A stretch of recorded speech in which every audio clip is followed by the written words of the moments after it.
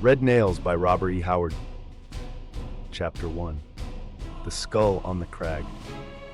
The woman on the horse reined in her weary steed. It stood with its legs wide braced, its head drooping, as if it found even the weight of the gold-tasseled red leather bridle too heavy. The woman drew a booted foot out of the silver stirrup and swung down from the gilt-worked saddle. She made the reins fast to the fork of a sapling and turned about, hands on her hips, to survey her surroundings. They were not inviting. Giant trees hemmed in the small pool where her horse had just drunk. Clumps of undergrowth limited the vision that quested under the somber twilight of the lofty arches formed by intertwining branches. The woman shivered with a twitch of her magnificent shoulders and then cursed. She was tall, full-bosomed, and large-limbed, with compact shoulders. Her whole figure reflected an unusual strength, without detracting from the femininity of her appearance. She was all woman, in spite of her bearing and her garments. The latter were incongruous in view of her present environs. Instead of a skirt, she wore short, wide-legged silk breeches which ceased a hand's breadth short of her knees and were upheld by a wide silken sash worn as a girdle. Flaring-topped boots of soft leather came almost to her knees, and a low-necked, wide-collared, wide-sleeved silk shirt completed her costume. On one shapely hip, she wore a straight double-edged sword, and on the other a long dirk. Her unruly golden hair, cut square at her shoulders, was confined by a band of crimson satin. Against the background of somber, primitive forest, she posed with an unconscious picturesqueness, bizarre and out of place. She should have been posed against a background of sea clouds, painted masts, and wheeling gulls.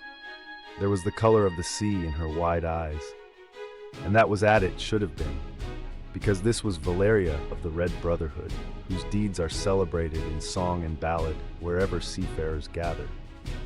She strove to pierce the sullen green roof of the arched branches and see the sky which presumably lay above it, but presently gave it up with a muttered oath. Leaving her horse tied, she strode off toward the east, glancing back toward the pool from time to time in order to fix her route in her mind. The silence of the forest depressed her. No birds sang in the lofty boughs, nor did any rustling in the bushes indicate the presence of small animals. For leagues she had traveled in a realm of brooding stillness, broken only by the sounds of her own flight. She had slaked her thirst at the pool, but now felt the gnawings of hunger, and began looking about for some of the fruit on which she had sustained herself since exhausting the food originally in her saddlebags. Ahead of her, presently, she saw an outcropping of dark, flint-like rock that sloped upward in what looked like a rugged crag rising among the trees. Its summit was lost to view amidst a cloud of encircling leaves. Perhaps its peak rose above the treetops, and from it she could see what lay beyond, if indeed anything lay beyond but more of this apparently illimitable forest through which she had ridden for so many days. A narrow ridge formed a natural ramp that led up the steep face of the crag. After she had ascended some 50 feet, she came to the belt of leaves that surrounded the rock. The trunks of the trees did not crowd close to the crag, but the ends of their lower branches extended about it, veiling it with their foliage. She groped on in leafy obscurity, not able to see either above or below her, but presently she glimpsed blue sky, and a moment later came out in the clear, hot sunlight and saw the forest roof stretching away under her feet. She was standing on a broad shelf which was about even with the treetops, and from it rose a spire-like jut that was the ultimate peak of the crag she had climbed. But something else caught her attention at the moment. Her foot had struck something in the litter of blown dead leaves which carpeted the shelf. She kicked them aside and looked down on the skeleton of a man. She ran an experienced eye over the bleached frame, but saw no broken bones nor any sign of violence. The man must have died a natural death, though why he should have climbed a tall crag to die, she could not imagine. She scrambled up to the summit of the spire and looked toward the horizons. The forest roof, which looked like a floor from her vantage point, was just as impenetrable as from below. She could not even see the pool by which she had left her horse. She glanced northward, in the direction from which she had come. She saw only the rolling green ocean stretching away and away, with just a vague blue line in the distance to hint of the hill range she had crossed days before, to plunge into this leafy waste. West and east, the view was the same, though the blue hill line was lacking in those directions. But when she turned her eyes southward, she stiffened and caught her breath. A mile away in that direction, the forest thinned out and ceased abruptly, giving way to a cactus-dotted plain. And in the midst of that plain rose the walls and towers of a city. Valeria swore in amazement. This passed belief. She would not have been surprised to sight human habitations of another sort, the beehive-shaped huts of the black people, or the cliff dwellings of the mysterious brown race which legends declared inhabited some country of this unexplored region.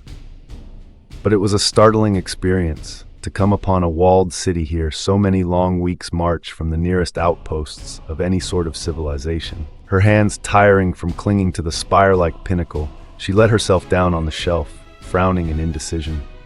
She had come far, from the camp of the mercenaries by the border town of Sukhmet amidst the level grasslands, where desperate adventurers of many races guard the Stygian frontier against the raids that come up like a red wave from Darfar. Her flight had been blind, into a country of which she was wholly ignorant. And now she wavered between an urge to ride directly to that city in the plain, and the instinct of caution which prompted her to skirt it widely and continue her solitary flight. Her thoughts were scattered by the rustling of the leaves below her. She wheeled cat-like, snatched at her sword, and then she froze motionless, staring wide-eyed at the man before her. He was almost a giant in stature, muscles rippling smoothly under his skin, which the sun had burned brown.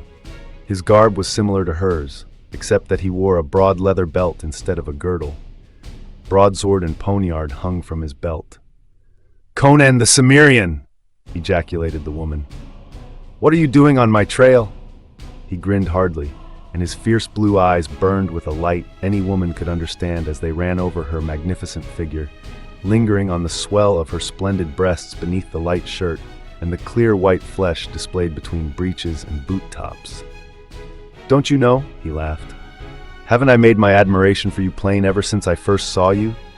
"A stallion could have made it no plainer," she answered disdainfully. "But I never expected to encounter you so far from the ale barrels and meat pots of Sukhmet. Did you really follow me from Zarallo's camp, or were you whipped forth for a rogue?" He laughed at her insolence and flexed his mighty biceps. "You know Zarallo didn't have enough knaves to whip me out of camp," he grinned. "Of course I followed you. Lucky thing for you too, wench. When you knifed that Stygian officer, you forfeited Zarallo's favor and protection, and you outlawed yourself with the Stygians." "I know it," she replied sullenly. "But what else could I do? You know what my provocation was." "Sure," he agreed. "If I'd been there, I'd have knifed him myself. But if a woman must live in the war camps of men, she can expect such things." Valeria stamped her booted foot and swore. "Why won't men let me live a man's life?" "That's obvious." Again, his eager eyes devoured her. "But you were wise to run away. The Stygians would have had you skinned. That officer's brother followed you, faster than you thought, I don't doubt. He wasn't far behind you when I caught up with him. His horse was better than yours. He'd have caught you and cut your throat within a few more miles." "Well," she demanded. "Well, what?" He seemed puzzled. "What of the Stygian?" "Why, what do you suppose?" he returned impatiently. "I killed him, of course, and left his carcass for the vultures. That delayed me, though, and I almost lost your trail when you crossed the rocky spurs of the hills. Otherwise, I'd have caught up with you long ago." "And now you think you'll drag me back to Zarallo's camp?" she sneered. "Don't talk like a fool," he grunted. "Come, girl, don't be such a spitfire. I'm not like that Stygian you knifed, and you know it." "A penniless vagabond," she taunted. He laughed at her. "What do you call yourself? You haven't enough money to buy a new seat for your breeches. Your disdain doesn't deceive me. You know I've commanded bigger ships and more men than you ever did in your life. As for being penniless, what rover isn't most of the time? I've squandered enough gold in the seaports of the world to fill a galleon. You know that too. Where are the fine ships and the bold lads you commanded now?" she sneered. "At the bottom of the sea, mostly," he replied cheerfully. "The Zingarans sank my last ship off the Shemite shore. That's why I joined Zarallo's free companions. But I saw I'd been stung when we marched to the Darfar border. The pay was poor and the wine was sour, and I don't like black women. And that's the only kind that came to our camp at Sukhmet. Rings in their noses and their teeth filed. Bah! Why did you join Zarallo? Sukhmet's a long way from salt water. Red Ortho wanted to make me his mistress, she answered sullenly. I jumped overboard one night and swam ashore when we were anchored off the Kushite coast. Off Zabela it was. There was a Shemite trader told me that Zarallo had brought his free companies south to guard the Darfar border. No better employment offered. I joined an eastbound caravan and eventually came to Sukhmet. It was madness to plunge southward as you did, commented Conan. But it was wise too, for Zarallo's patrols never thought to look for you in this direction. Only the brother of the man you killed happened to strike your trail. And now what do you intend doing? She demanded. Turn west, he answered. I've been this far south, but not this far east. Many days traveling to the west will bring us to the open savannas, where the black tribes graze their cattle. I have friends among them. We'll get to the coast and find a ship. I'm sick of the jungle. Then be on your way, she advised. I have other plans. Don't be a fool, he showed irritation for the first time. You can't keep on wandering through this forest. I can if I choose, but what do you intend doing? That's none of your affair, she snapped. Yes, it is, he answered calmly. Do you think I've followed you this far to turn around and ride off empty-handed? Be sensible, wench. I'm not going to harm you. He stepped toward her, and she sprang back, whipping out her sword. Keep back, you barbarian dog. I'll spit you like a roast pig. He halted, reluctantly, and demanded, Do you want me to take that toy away from you and spank you with it? Words. Nothing but words, she mocked. Lights like the gleam of the sun on blue water dancing in her reckless eyes. He knew it was the truth. No living man could disarm Valeria of the Brotherhood with his bare hands. He scowled, his sensations a tangle of conflicting emotions. He was angry, yet he was amused and filled with admiration for her spirit.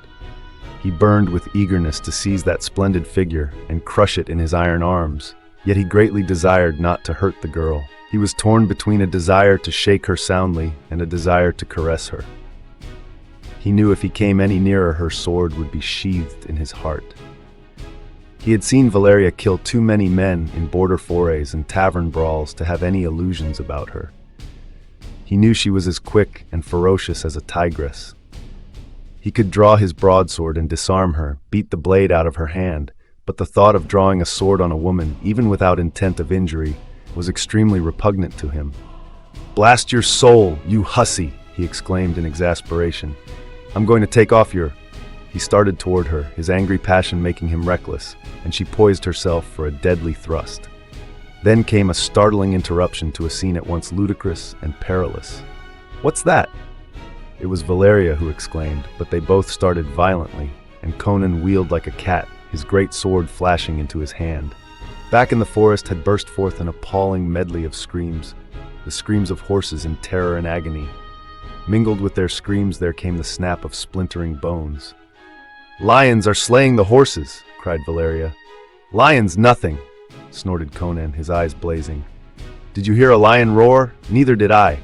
Listen to those bones snap. Not even a lion could make that much noise killing a horse. He hurried down the natural ramp and she followed, their personal feud forgotten in the adventurer's instinct to unite against common peril. The screams had ceased when they worked their way downward through the green veil of leaves that brushed the rock. I found your horse tied by the pool back there, he muttered, treading so noiselessly that she no longer wondered how he had surprised her on the crag. I tied mine beside it and followed the tracks of your boots. Watch now. They had emerged from the belt of leaves and stared down into the lower reaches of the forest. Above them, the green roof spread its dusky canopy. Below them, the sunlight filtered in just enough to make a jade-tinted twilight. The giant trunks of trees less than 100 yards away looked dim and ghostly. The horses should be beyond that thicket over there, whispered Conan, and his voice might have been a breeze moving through the branches. Listen! Valeria had already heard, and a chill crept through her veins, so she unconsciously laid her white hand on her companion's muscular brown arm. From beyond the thicket came the noisy crunching of bones and the loud rending of flesh, together with the grinding, slobbering sounds of a horrible feast. "Lions wouldn't make that noise," whispered Conan. "Something's eating our horses, but it's not a lion. Crom!" The noise stopped suddenly, and Conan swore softly. A suddenly risen breeze was blowing from them directly toward the spot where the unseen slayer was hidden. "Here it comes!" muttered Conan, half lifting his sword. The thicket was violently agitated, and Valeria clutched Conan's arm hard. Ignorant of jungle lore, she yet knew that no animal she had ever seen could have shaken the tall brush like that. "It must be as big as an elephant," muttered Conan, echoing her thought. "What the devil?" His voice trailed away in stunned silence. Through the thicket was thrust a head of nightmare and lunacy. Grinning jaws bared rows of dripping yellow tusks. Above the yawning mouth wrinkled a saurian-like snout. Huge eyes, like those of a python 1,000 times magnified, stared unwinkingly at the petrified humans clinging to the rock above it. Blood smeared the scaly, flabby lips and dripped from the huge mouth. The head, bigger than that of a crocodile, was further extended on a long, scaled neck on which stood up rows of serrated spikes, and after it, crushing down the briars and saplings, waddled the body of a titan, a gigantic, barrel-bellied torso on absurdly short legs. The whitish belly almost raked the ground, while the serrated backbone rose higher than Conan could have reached on tiptoe. A long spiked tail, like that of a gargantuan scorpion, trailed out behind. "Back up the crag, quick!" snapped Conan, thrusting the girl behind him. "I don't think he can climb, but he can stand on his hind legs and reach us." With a snapping and rending of bushes and saplings, the monster came hurtling through the thickets, and they fled up the rock before him like leaves blown before a wind. As Valeria plunged into the leafy screen, a backward glance showed her the titan rearing up fearsomely on his massive hind legs, even as Conan had predicted. The sight sent panic racing through her. As he reared, the beast seemed more gigantic than ever. His snouted head towered among the trees. Then Conan's iron hand closed on her wrist, and she was jerked headlong into the blinding welter of the leaves, and out again into the hot sunshine above, just as the monster fell forward with his front feet on the crag with an impact that made the rock vibrate. Behind the fugitives, the huge head crashed through the twigs, and they looked down for a horrifying instant at the nightmare visage framed among the green leaves, eyes flaming, jaws gaping. Then the giant tusks clashed together futilely, and after that the head was withdrawn, vanishing from their sight as if it had sunk in a pool. Peering down through broken branches that scraped the rock, they saw it squatting on its haunches at the foot of the crag, staring unblinkingly up at them. Valeria shuddered. "How long do you suppose he'll crouch there?" Conan kicked the skull on the leaf-strewn shelf. "That fellow must have climbed up here to escape him, or one like him. He must have died of starvation. There are no bones broken. That thing must be a dragon, such as the black people speak of in their legends. If so, it won't leave here until we're both dead." Valeria looked at him blankly, her resentment forgotten. She fought down a surging of panic. She had proved her reckless courage 1,000 times in wild battles on sea and land, on the blood-slippery decks of burning warships, in the storming of walled cities, and on the trampled sandy beaches, where the desperate men of the Red Brotherhood bathed their knives in one another's blood in their fights for leadership. But the prospect now confronting her congealed her blood. A cutlass stroke in the heat of battle was nothing, but to sit idle and helpless on a bare rock until she perished of starvation, besieged by a monstrous survival of an elder age, the thought sent panic throbbing through her brain. "He must leave to eat and drink," she said helplessly. "He won't have to go far to do either," Conan pointed out. "He's just gorged on horse meat, and like a real snake, he can go for a long time without eating or drinking again. But he doesn't sleep after eating, like a real snake, it seems. Anyway, he can't climb this crag." Conan spoke imperturbably. He was a barbarian, and the terrible patience of the wilderness and its children was as much a part of him as his lusts and rages. He could endure a situation like this with a coolness impossible to a civilized person. "Can't we get into the trees and get away, traveling like apes through the branches?" she asked desperately. He shook his head. "I thought of that. The branches that touch the crag down there are too light. They'd break with our weight, Besides, I have an idea that devil could tear up any tree around here by its roots. Well, are we going to sit here on our rumps until we starve like that? She cried furiously, kicking the skull clattering across the ledge. I won't do it. I'll go down there and cut his damned head off. Conan had seated himself on a rocky projection at the foot of the spire. He looked up with a glint of admiration at her blazing eyes and tense, quivering figure. But realizing that she was in just the mood for any madness, he let none of his admiration sound in his voice. Sit down, he grunted, catching her by her wrist and pulling her down on his knee. She was too surprised to resist as he took her sword from her hand and shoved it back in its sheath. Sit still and calm down.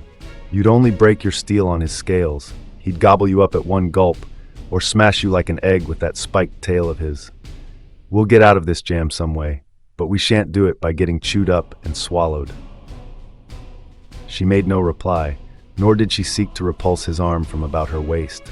She was frightened, and the sensation was new to Valeria of the Red Brotherhood. So she sat on her companion's or captor's knee with a docility that would have amazed Zorallo, who had anathematized her as a she-devil out of hell's seraglio. Conan played idly with her curly yellow locks, seemingly intent only upon his conquest. Neither the skeleton at his feet nor the monster crouching below disturbed his mind or dulled the edge of his interest. The girl's restless eyes, roving the leaves below them, discovered splashes of color among the green. It was fruit, large, darkly crimson globes suspended from the boughs of a tree whose broad leaves were a peculiarly rich and vivid green.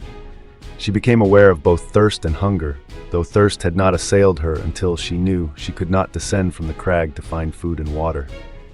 We need not starve, she said. There is fruit we can reach. Conan glanced where she pointed. If we ate that, we wouldn't need the bite of a dragon, he grunted. That's what the black people of Kush call the apples of Derketa. Derketa is the queen of the dead. Drink a little of that juice or spill it on your flesh, and you'd be dead before you could tumble to the foot of this crag.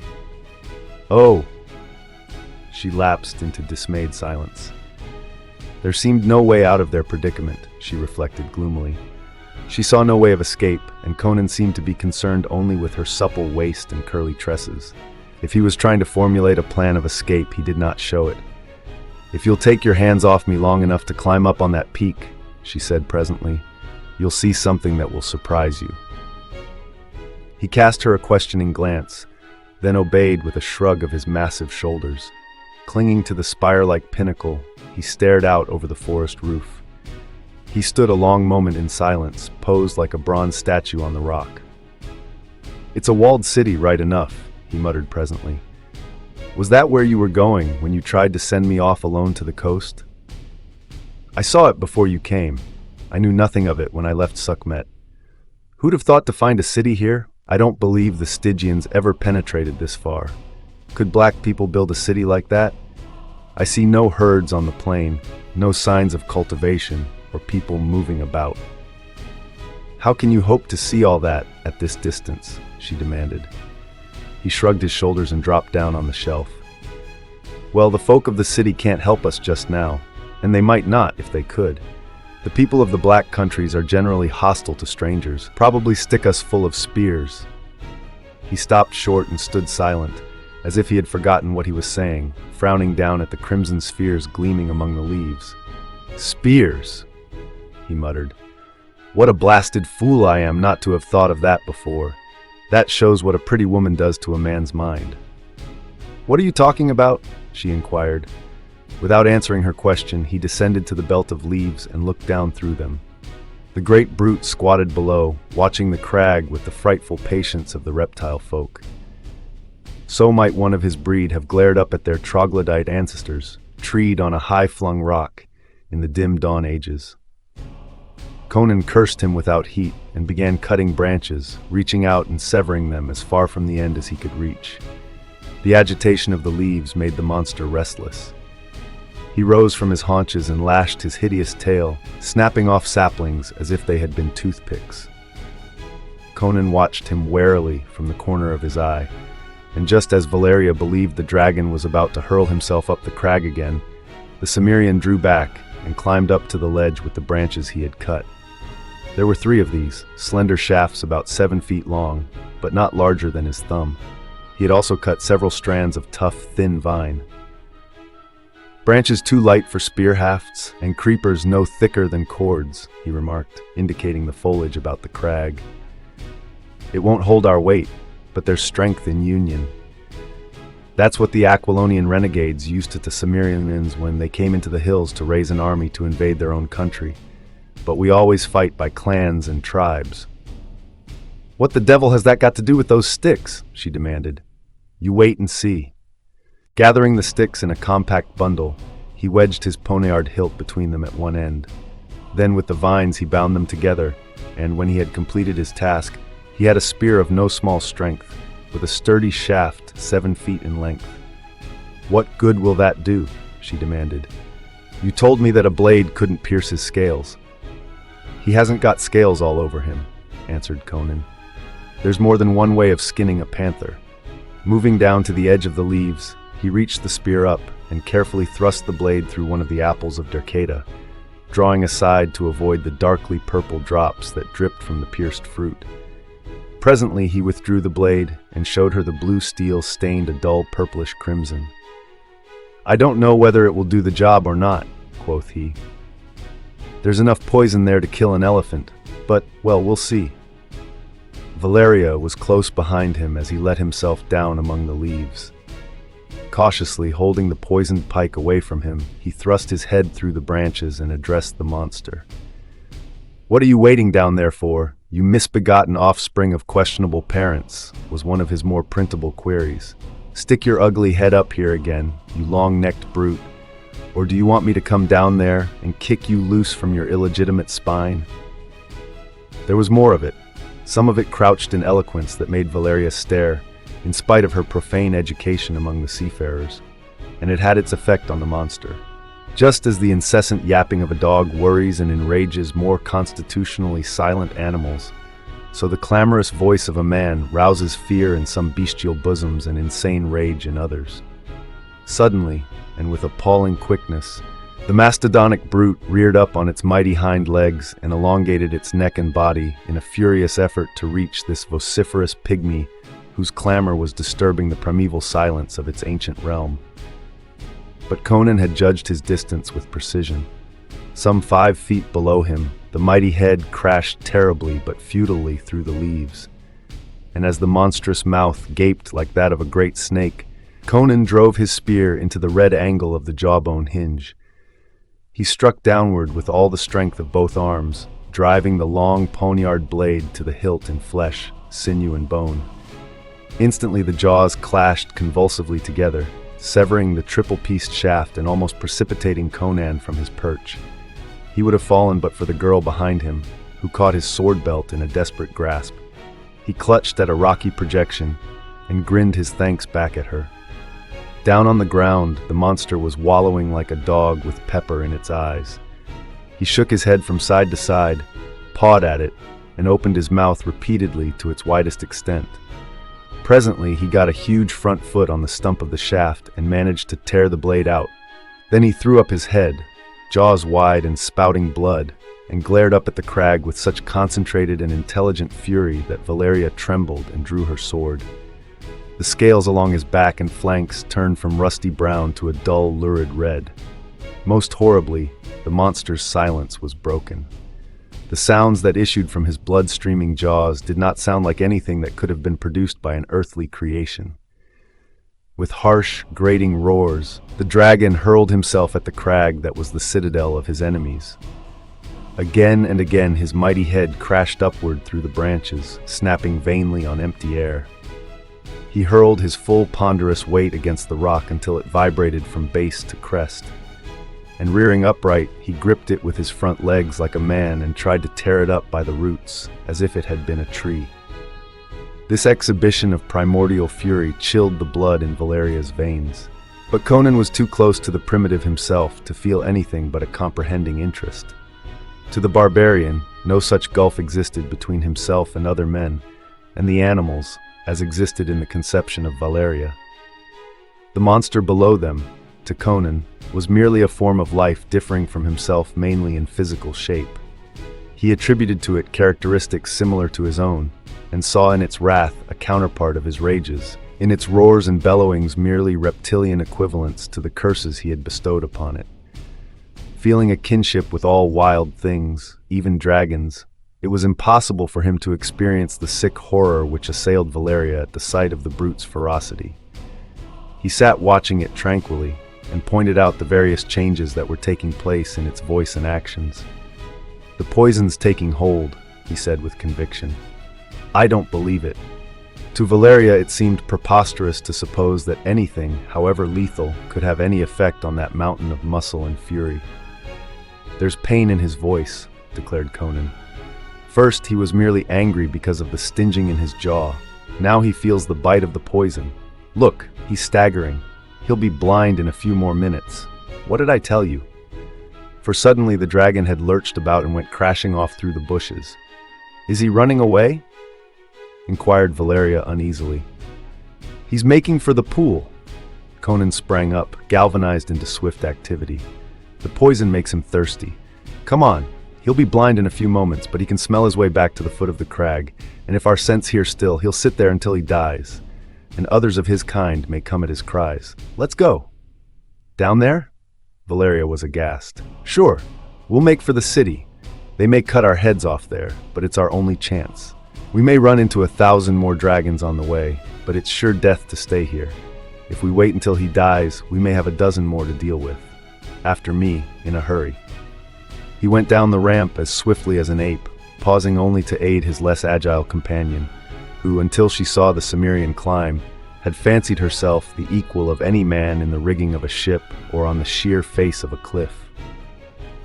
They descended into the gloom below the branches and slid to the ground silently, though Valeria felt as if the pounding of her heart must surely be heard from far away. A noisy gurgling and lapping beyond the dense thicket indicated that the dragon was drinking at the pool. "As soon as his belly is full, he'll be back," muttered Conan. "It may take hours for the poison to kill him, if it does at all." Somewhere beyond the forest, the sun was sinking to the horizon.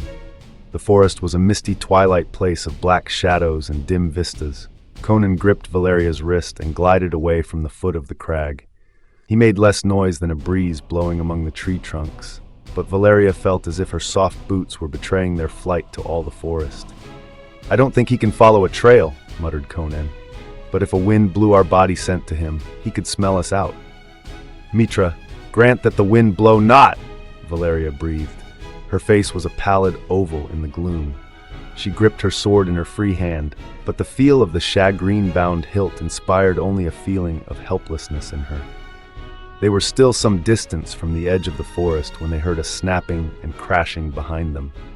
Valeria bit her lip to check a cry. "He's on our trail," she whispered fiercely. Conan shook his head. "He didn't smell us at the rock, and he's blundering about through the forest trying to pick up our scent. Come on! It's the city or nothing now. He could tear down any tree we'd climb, if only the wind stays down." They stole on until the trees began to thin out ahead of them. Behind them, the forest was a black, impenetrable ocean of shadows.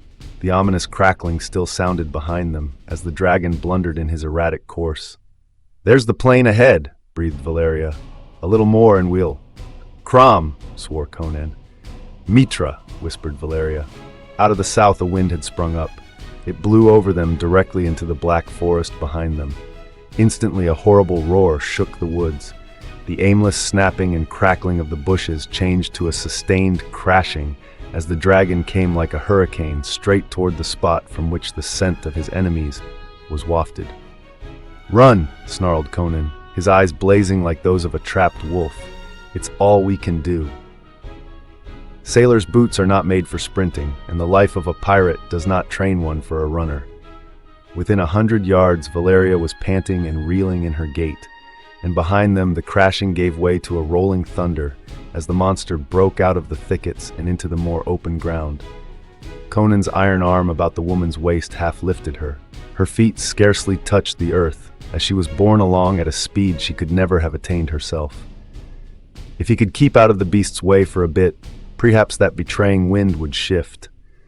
But the wind held, and a quick glance over his shoulder showed Conan that the monster was almost upon them, coming like a war galley in front of a hurricane. He thrust Valeria from him with a force that sent her reeling a dozen feet to fall in a crumpled heap at the foot of the nearest tree, and the Cimmerian wheeled in the path of the thundering Titan. Convinced that his death was upon him, the Cimmerian acted according to his instinct and hurled himself full at the awful face that was bearing down on him. He leaped, slashing like a wildcat, felt his sword cut deep into the scales that sheathed the mighty snout, and then a terrific impact knocked him rolling and tumbling for 50 feet with all the wind and half the life battered out of him. How the stunned Cimmerian regained his feet, not even he could have ever told. But the only thought that filled his brain was of the woman lying dazed and helpless almost in the path of the hurtling fiend, and before the breath came whistling back into his gullet, he was standing over her with his sword in his hand.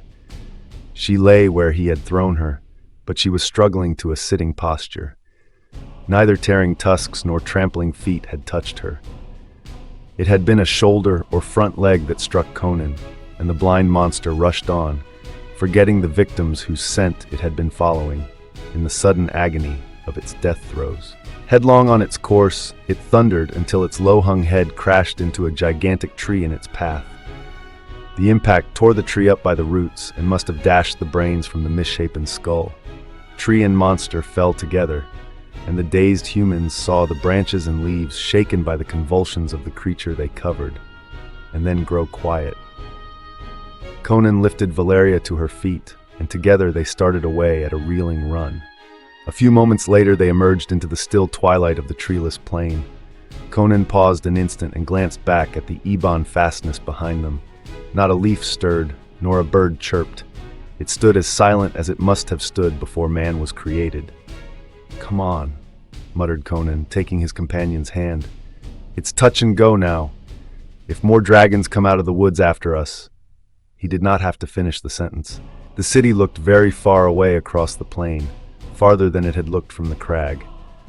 Valeria's heart hammered until she felt as if it would strangle her. At every step she expected to hear the crashing of the bushes and see another colossal nightmare bearing down upon them. But nothing disturbed the silence of the thickets. With the first mile between them and the woods, Valeria breathed more easily. Her buoyant self-confidence began to thaw out again. The sun had set and darkness was gathering over the plain, lightened a little by the stars that made stunted ghosts out of the cactus growths. "No cattle, no plowed fields," muttered Conan. "How do these people live?" "Perhaps the cattle are in pens for the night," suggested Valeria, "and the fields and grazing pastures are on the other side of the city." "Maybe," he grunted. "I didn't see any from the crag, though." The moon came up behind the city, etching walls and towers blackly in the yellow glow. Valeria shivered. Black against the moon, the strange city had a somber, sinister look. Perhaps something of the same feeling occurred to Conan, for he stopped, glanced about him, and grunted, "We'll stop here. No use coming to their gates in the night. They probably wouldn't let us in. Besides, we need rest, and we don't know how they'll receive us. A few hours' sleep will put us in better shape to fight or run." He led the way to a bed of cactus, which grew in a circle, a phenomenon common to the southern desert. With his sword, he chopped an opening and motioned Valeria to enter. "We'll be safe from the snakes here anyhow." She glanced fearfully back toward the black line that indicated the forest some 6 miles away. "Suppose a dragon comes out of the woods?" "We'll keep watch," he answered, though he made no suggestion as to what they would do in such an event. He was staring at the city, a few miles away. Not a light shone from spire or tower. A great black mass of mystery, it reared cryptically against the moonlit sky. "Lie down and sleep. I'll keep the first watch." She hesitated, glancing at him uncertainly, but he sat down cross-legged in the opening, facing toward the plain, his sword across his knees, his back to her. Without further comment, she lay down on the sand inside the spiky circle. "Wake me when the moon is at its zenith," she directed. He did not reply nor look toward her. Her last impression, as she sank into slumber, was of his muscular figure, immobile as a statue hewn out of bronze, outlined against the low-hanging stars. Chapter 2.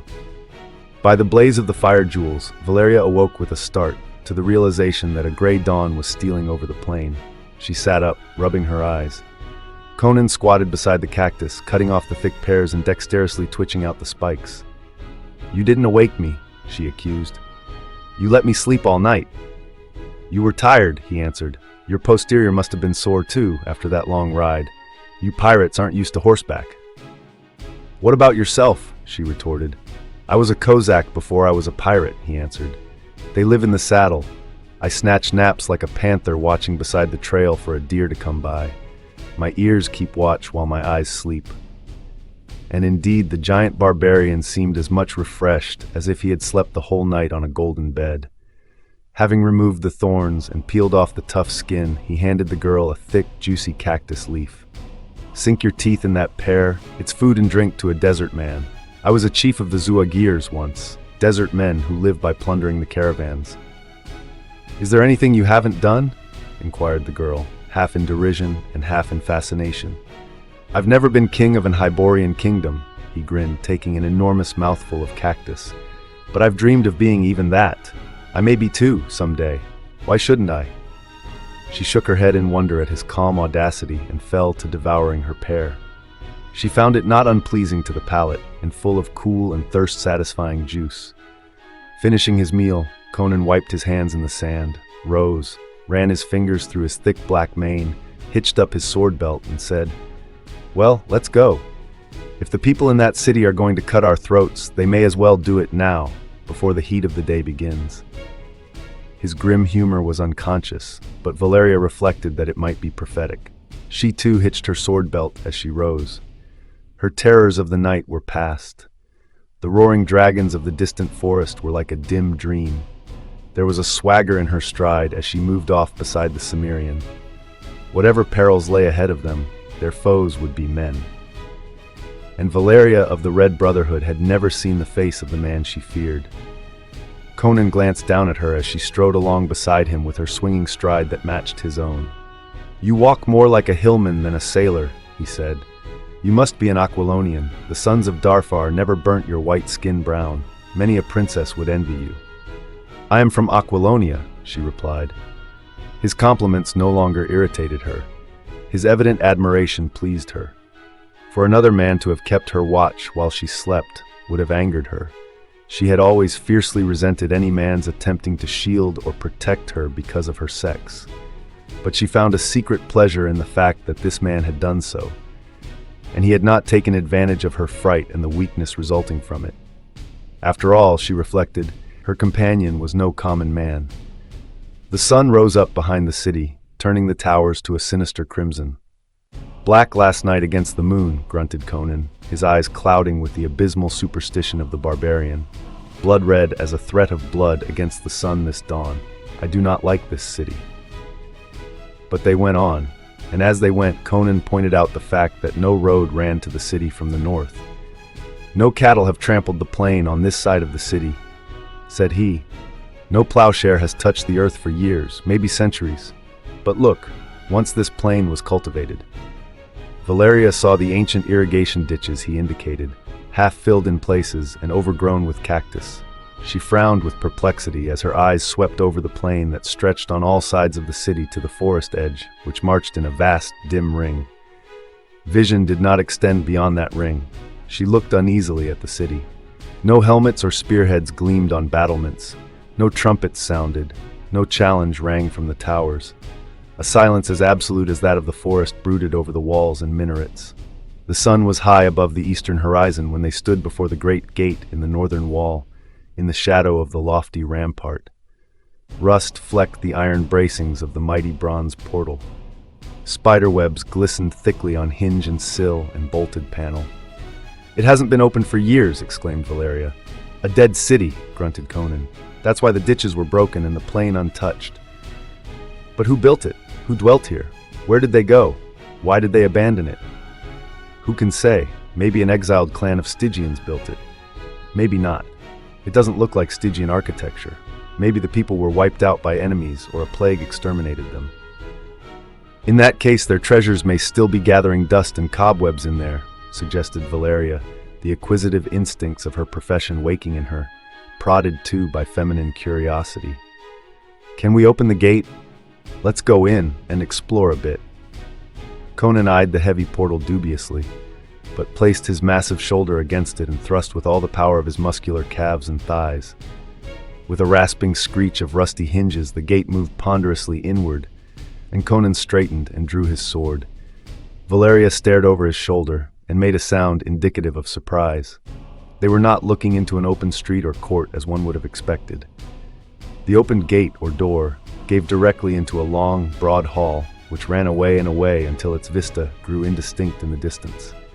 It was of heroic proportions, and the floor of a curious red stone, cut in square tiles, that seemed to smolder as if with the reflection of flames. The walls were of a shiny green material. "Jade, or I'm a Shemite," swore Conan. "Not in such quantity," protested Valeria. "I've looted enough from the Khitan caravans to know what I'm talking about," he asserted. "That's jade." The vaulted ceiling was of lapis lazuli, adorned with clusters of great green stones that gleamed with a poisonous radiance. "Green firestones," growled Conan.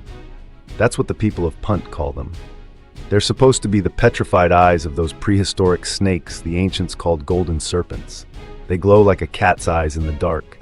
At night this hall would be lighted by them, but it would be a hellishly weird illumination. Let's look around. We might find a cache of jewels." "Shut the door," advised Valeria. "I'd hate to have to outrun a dragon down this hall." Conan grinned and replied, "I don't believe the dragons ever leave the forest." But he complied and pointed out the broken bolt on the inner side. "I thought I heard something snap when I shoved against it. That bolt's freshly broken. Rust has eaten nearly through it. If the people ran away, why should it have been bolted on the inside?" "They undoubtedly left by another door," suggested Valeria.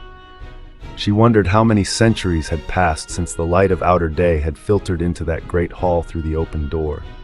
Sunlight was finding its way somehow into the hall, and they quickly saw the source. High up in the vaulted ceiling, skylights were set in slot-like openings, translucent sheets of some crystalline substance. In the splotches of shadow between them, the green jewels winked like the eyes of angry cats. Beneath their feet, the dully lurid floor smoldered with changing hues and colors of flame. It was like treading the floors of hell with evil stars blinking overhead. 3 balustraded galleries ran along on each side of the hall, one above the other. "A 4-storied house," grunted Conan, "and this hall extends to the roof. It's long as a street. I seem to see a door at the other end." Valeria shrugged her white shoulders. "Your eyes are better than mine, then, though I'm accounted sharp-eyed among the sea rovers." They turned into an open door at random and traversed a series of empty chambers, floored like the hall, and with walls of the same green jade, or of marble or ivory or chalcedony, adorned with friezes of bronze, gold, or silver. In the ceilings the green fire gems were set, and their light was as ghostly and elusive as Conan had predicted. Under the witch-fire glow the intruders moved like specters. Some of the chambers lacked this illumination, and their doorways showed black as the mouth of the pit. These Conan and Valeria avoided, keeping always to the lighted chambers. Cobwebs hung in the corners, but there was no perceptible accumulation of dust on the floor, or on the tables and seats of marble, jade, or carnelian which occupied the chambers. Here and there were rugs of that silk known as kattan, which is practically indestructible. Nowhere did they find any windows or doors opening into streets or courts. Each door merely opened into another chamber or hall. "Why don't we come to a street?" grumbled Valeria. "This palace, or whatever we're in, must be as big as the king of Turan's Seraglio." "They must not have perished of plague," said Conan, meditating upon the mystery of the empty city. "Otherwise we'd find skeletons. Maybe it became haunted, and everybody got up and left." Maybe. Hell!" broke in Valeria rudely. "We'll never know. Look at these friezes. They portray men. What race do they belong to?" Conan scanned them and shook his head. "I never saw people exactly like them, but there's the smack of the East about them. Vendya, maybe, or Kosala." "Were you a king in Kosala?" she asked, masking her keen curiosity with derision. "No, but I was a war chief of the Afghulis who live in the Himalayan mountains above the borders of Vendhya. These people favor the Kosalans. But why should Kosalans be building a city this far to the west?" The figures portrayed were those of slender, olive-skinned men and women, with finely chiseled exotic features. They wore filmy robes and many delicate jeweled ornaments, and were depicted mostly in attitudes of feasting, dancing, or lovemaking. "Easterners, all right," grunted Conan, "but from where I don't know. They must have lived a disgustingly peaceful life, though, or they'd have scenes of wars and fights. Let's go up those stairs." It was an ivory spiral that wound up from the chamber in which they were standing. They mounted 3 flights and came into a broad chamber on the 4th floor, which seemed to be the highest tier in the building. Skylights in the ceiling illuminated the room, in which light the fire gems winked pallidly. Glancing through the doors, they saw, except on one side, a series of similarly lighted chambers. This other door opened upon a balustraded gallery that overhung a hall much smaller than the one they had recently explored on the lower floor. "Hell!" Valeria sat down disgustedly on a jade bench. "The people who deserted this city must have taken all their treasures with them. I'm tired of wandering through these bare rooms at random." "All these upper chambers seem to be lighted," said Conan. "I wish we could find a window that overlooked the city. Let's have a look through that door over there." "You have a look," advised Valeria. "I'm going to sit here and rest my feet." Conan disappeared through the door opposite that one opening upon the gallery, and Valeria leaned back with her hands clasped behind her head and thrust her booted legs out in front of her. These silent rooms and halls, with their gleaming green clusters of ornaments and burning crimson floors, were beginning to depress her. She wished they could find their way out of the maze into which they had wandered and emerge into a street. She wondered idly what furtive, dark feet had glided over those flaming floors in past centuries, how many deeds of cruelty and mystery those winking ceiling gems had blazed down upon. It was a faint noise that brought her out of her reflections. She was on her feet with her sword in her hand before she realized what had disturbed her. Conan had not returned, and she knew it was not he that she had heard. The sound had come from somewhere beyond the door that opened onto the gallery. Soundlessly in her soft leather boots, she glided through it, crept across the balcony, and peered down between the heavy balustrades. A man was stealing along the hall. The sight of a human being in this supposedly deserted city was a startling shock. Crouching down behind the stone balusters, with every nerve tingling, Valeria glared down at the stealthy figure. The man in no way resembled the figures depicted on the friezes. He was slightly above middle height, very dark, though not negroid. He was naked but for a scanty silk clout that only partly covered his muscular hips, and a leather girdle, a hand's breadth broad, about his lean waist. His long black hair hung in lank strands about his shoulders, giving him a wild appearance. He was gaunt, but knots and cords of muscle stood out on his arms and legs, without that fleshy padding that presents a pleasing symmetry of contour. He was built with an economy that was almost repellent. Yet it was not so much his physical appearance as his attitude that impressed the woman who watched him. He slunk along, stooped in a semi-crouch, his head turning from side to side. He grasped a wide-tipped blade in his right hand, and she saw it shake with the intensity of the emotion that gripped him. He was afraid, trembling in the grip of some dire terror. When he turned his head, she caught the blaze of wild eyes among the lank strands of black hair. He did not see her. On tiptoe, he glided across the hall and vanished through an open door. A moment later, she heard a choking cry, and then silence fell again. Consumed with curiosity, Valeria glided along the gallery until she came to a door above the one through which the man had passed. It opened into another, smaller gallery that encircled a large chamber. This chamber was on the 3rd floor, and its ceiling was not so high as that of the hall. It was lighted only by the firestones, and their weird green glow left the spaces under the balcony in shadows. Valeria's eyes widened. The man she had seen was still in the chamber. He lay face down on a dark crimson carpet in the middle of the room. His body was limp, his arms spread wide. His curved sword lay near him. She wondered why he should lie there so motionless. Then her eyes narrowed as she stared down at the rug on which he lay. Beneath and about him, the fabric showed a slightly different color, a deeper, brighter crimson. Shivering slightly, she crouched down closer behind the balustrade, intently scanning the shadows under the overhanging gallery. They gave up no secret. Suddenly, another figure entered the grim drama. He was a man similar to the first, and he came in by a door opposite that which gave upon the hall. His eyes glared at the sight of the man on the floor, and he spoke something in a staccato voice that sounded like "Chickmek." The other did not move. The man stepped quickly across the floor, bent, gripped the fallen man's shoulder, and turned him over. A choking cry escaped him as the head fell back limply, disclosing a throat that had been severed from ear to ear. The man let the corpse fall back upon the blood-stained carpet and sprang to his feet, shaking like a wind-blown leaf. His face was an ashy mask of fear. But with one knee flexed for flight, he froze suddenly, became as immobile as an image, staring across the chamber with dilated eyes. In the shadows beneath the balcony, a ghostly light began to glow and grow, a light that was not part of the firestone gleam. Valeria felt her hair stir as she watched it, for, dimly visible in the throbbing radiance, there floated a human skull, and it was from this skull, human yet appallingly misshapen, that the spectral light seemed to emanate. It hung there like a disembodied head, conjured out of night and the shadows, growing more and more distinct, human, and yet not human as she knew humanity.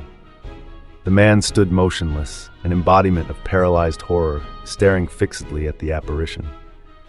The thing moved out from the wall, and a grotesque shadow moved with it. Slowly the shadow became visible as a man-like figure whose naked torso and limbs shone whitely, with the hue of bleached bones. The bare skull on its shoulders grinned eyelessly, in the midst of its unholy nimbus, and the man confronting it seemed unable to take his eyes from it. He stood still, his sword dangling from nerveless fingers, on his face the expression of a man bound by the spells of a mesmerist. Valeria realized that it was not fear alone that paralyzed him. Some hellish quality of that throbbing glow had robbed him of his power to think and act. She herself, safely above the scene, felt the subtle impact of a nameless emanation that was a threat to sanity. The horror swept toward its victim, and he moved at last, but only to drop his sword and sink to his knees, covering his eyes with his hands. Dumbly, he awaited the stroke of the blade that now gleamed in the apparition's hand as it reared above him like death, triumphant over mankind. Valeria acted according to the first impulse of her wayward nature. With one tigerish movement, she was over the balustrade and dropping to the floor behind the awful shape. It wheeled at the thud of her soft boots on the floor, but even as it turned, her keen blade lashed down and a fierce exultation swept her as she felt the edge cleave solid flesh and mortal bone. The apparition cried out gurglingly and went down, severed through the shoulder, breastbone, and spine, and as it fell, the burning skull rolled clear, revealing a lank mop of black hair and a dark face twisted in the convulsions of death. Beneath the horrific masquerade there was a human being, a man similar to the one kneeling supinely on the floor. The latter looked up at the sound of the blow and the cry, and now he glared in wild-eyed amazement at the white-skinned woman who stood over the corpse with a dripping sword in her hand. He staggered up, yammering as if the sight had almost unseated his reason. She was amazed to realize that she understood him. He was gibbering in the Stygian tongue, though in a dialect unfamiliar to her. "Who are you? Whence come you? What do you in Xuchotl?" Then rushing on, without waiting for her to reply. "But you are a friend. Goddess or devil, it makes no difference. You have slain the burning skull. It was but a man beneath it after all. We deemed it a demon they conjured up out of the catacombs. Listen." He stopped short in his ravings and stiffened, straining his ears with painful intensity. The girl heard nothing. "We must hasten," he whispered. "They are west of the Great Hall. They may be all around us here. They may be creeping upon us even now." He seized her wrist in a convulsive grasp she found hard to break. "Whom do you mean by they?" she demanded. He stared at her uncomprehendingly for an instant, as if he found her ignorance hard to understand. "They?" he stammered vaguely. Why, the people of Xotalanc, the clan of the man you slew, they who dwell by the eastern gate." "You mean to say this city is inhabited?" she exclaimed. Aye! He was writhing in the impatience of apprehension. "Come away, come quick, we must return to Tekotli." "Where is that?" she demanded. "The quarter by the western gate." He had her wrist again and was pulling her toward the door through which he had first come. Great beads of perspiration dripped from his dark forehead, and his eyes blazed with terror. "Wait a minute," she growled, flinging off his hand. "Keep your hands off me, or I'll split your skull. What's all this about? Who are you? Where would you take me?" He took a firm grip on himself, casting glances to all sides, and began speaking so fast his words tripped over each other. "My name is Tecotle. I am of Tecoltli. I and this man who lies with his throat cut came into the halls of silence to try and ambush some of the Xotalankas. But we became separated, and I returned here to find him with his gullet slit. The burning skull did it, I know, just as he would have slain me had you not killed him. But perhaps he was not alone. Others may be stealing from Xotalank. The gods themselves blench at the fate of those they take alive." At the thought he shook as with an ague, and his dark skin grew ashy. Valeria frowned puzzledly at him. She sensed intelligence behind this rigmarole, but it was meaningless to her. She turned toward the skull, which still glowed and pulsed on the floor, and was reaching a booted toe tentatively toward it, when the man who called himself Tecotle sprang forward with a cry. "Do not touch it! Do not even look at it! Madness and death lurk in it. The wizards of Xotalank understand its secret. They found it in the catacombs, where lie the bones of terrible kings who ruled in Xuchotl in the black centuries of the past. To gaze upon it freezes the blood and withers the brain of a man who understands not its mystery. To touch it causes madness and destruction." She scowled at him uncertainly. He was not a reassuring figure, with his lean, muscle-knotted frame and snaky locks. In his eyes, behind the glow of terror, lurked a weird light she had never seen in the eyes of a man wholly sane. Yet he seemed sincere in his protestations. "Come," he begged, reaching for her hand, and then recoiling as he remembered her warning. "You are a stranger. How you came here I do not know, but if you were a goddess or a demon, come to aid Tecultli, you would know all the things you have asked me. You must be from beyond the great forest, whence our ancestors came. But you are our friend, or you would not have slain my enemy. Come quickly, before the Xotalankas find us and slay us." From his repellent, impassioned face she glanced to the sinister skull, smoldering and glowing on the floor near the dead man. It was like a skull seen in a dream, undeniably human, yet with disturbing distortions and malformations of contour and outline. In life, the wearer of that skull must have presented an alien and monstrous aspect. Life? It seemed to possess some sort of life of its own. Its jaws yawned at her and snapped together. Its radiance grew brighter, more vivid, yet the impression of nightmare grew too. It was a dream. All life was a dream. It was Tecotle's urgent voice which snapped Valeria back from the dim gulfs whither she was drifting. "Do not look at the skull! Do not look at the skull!"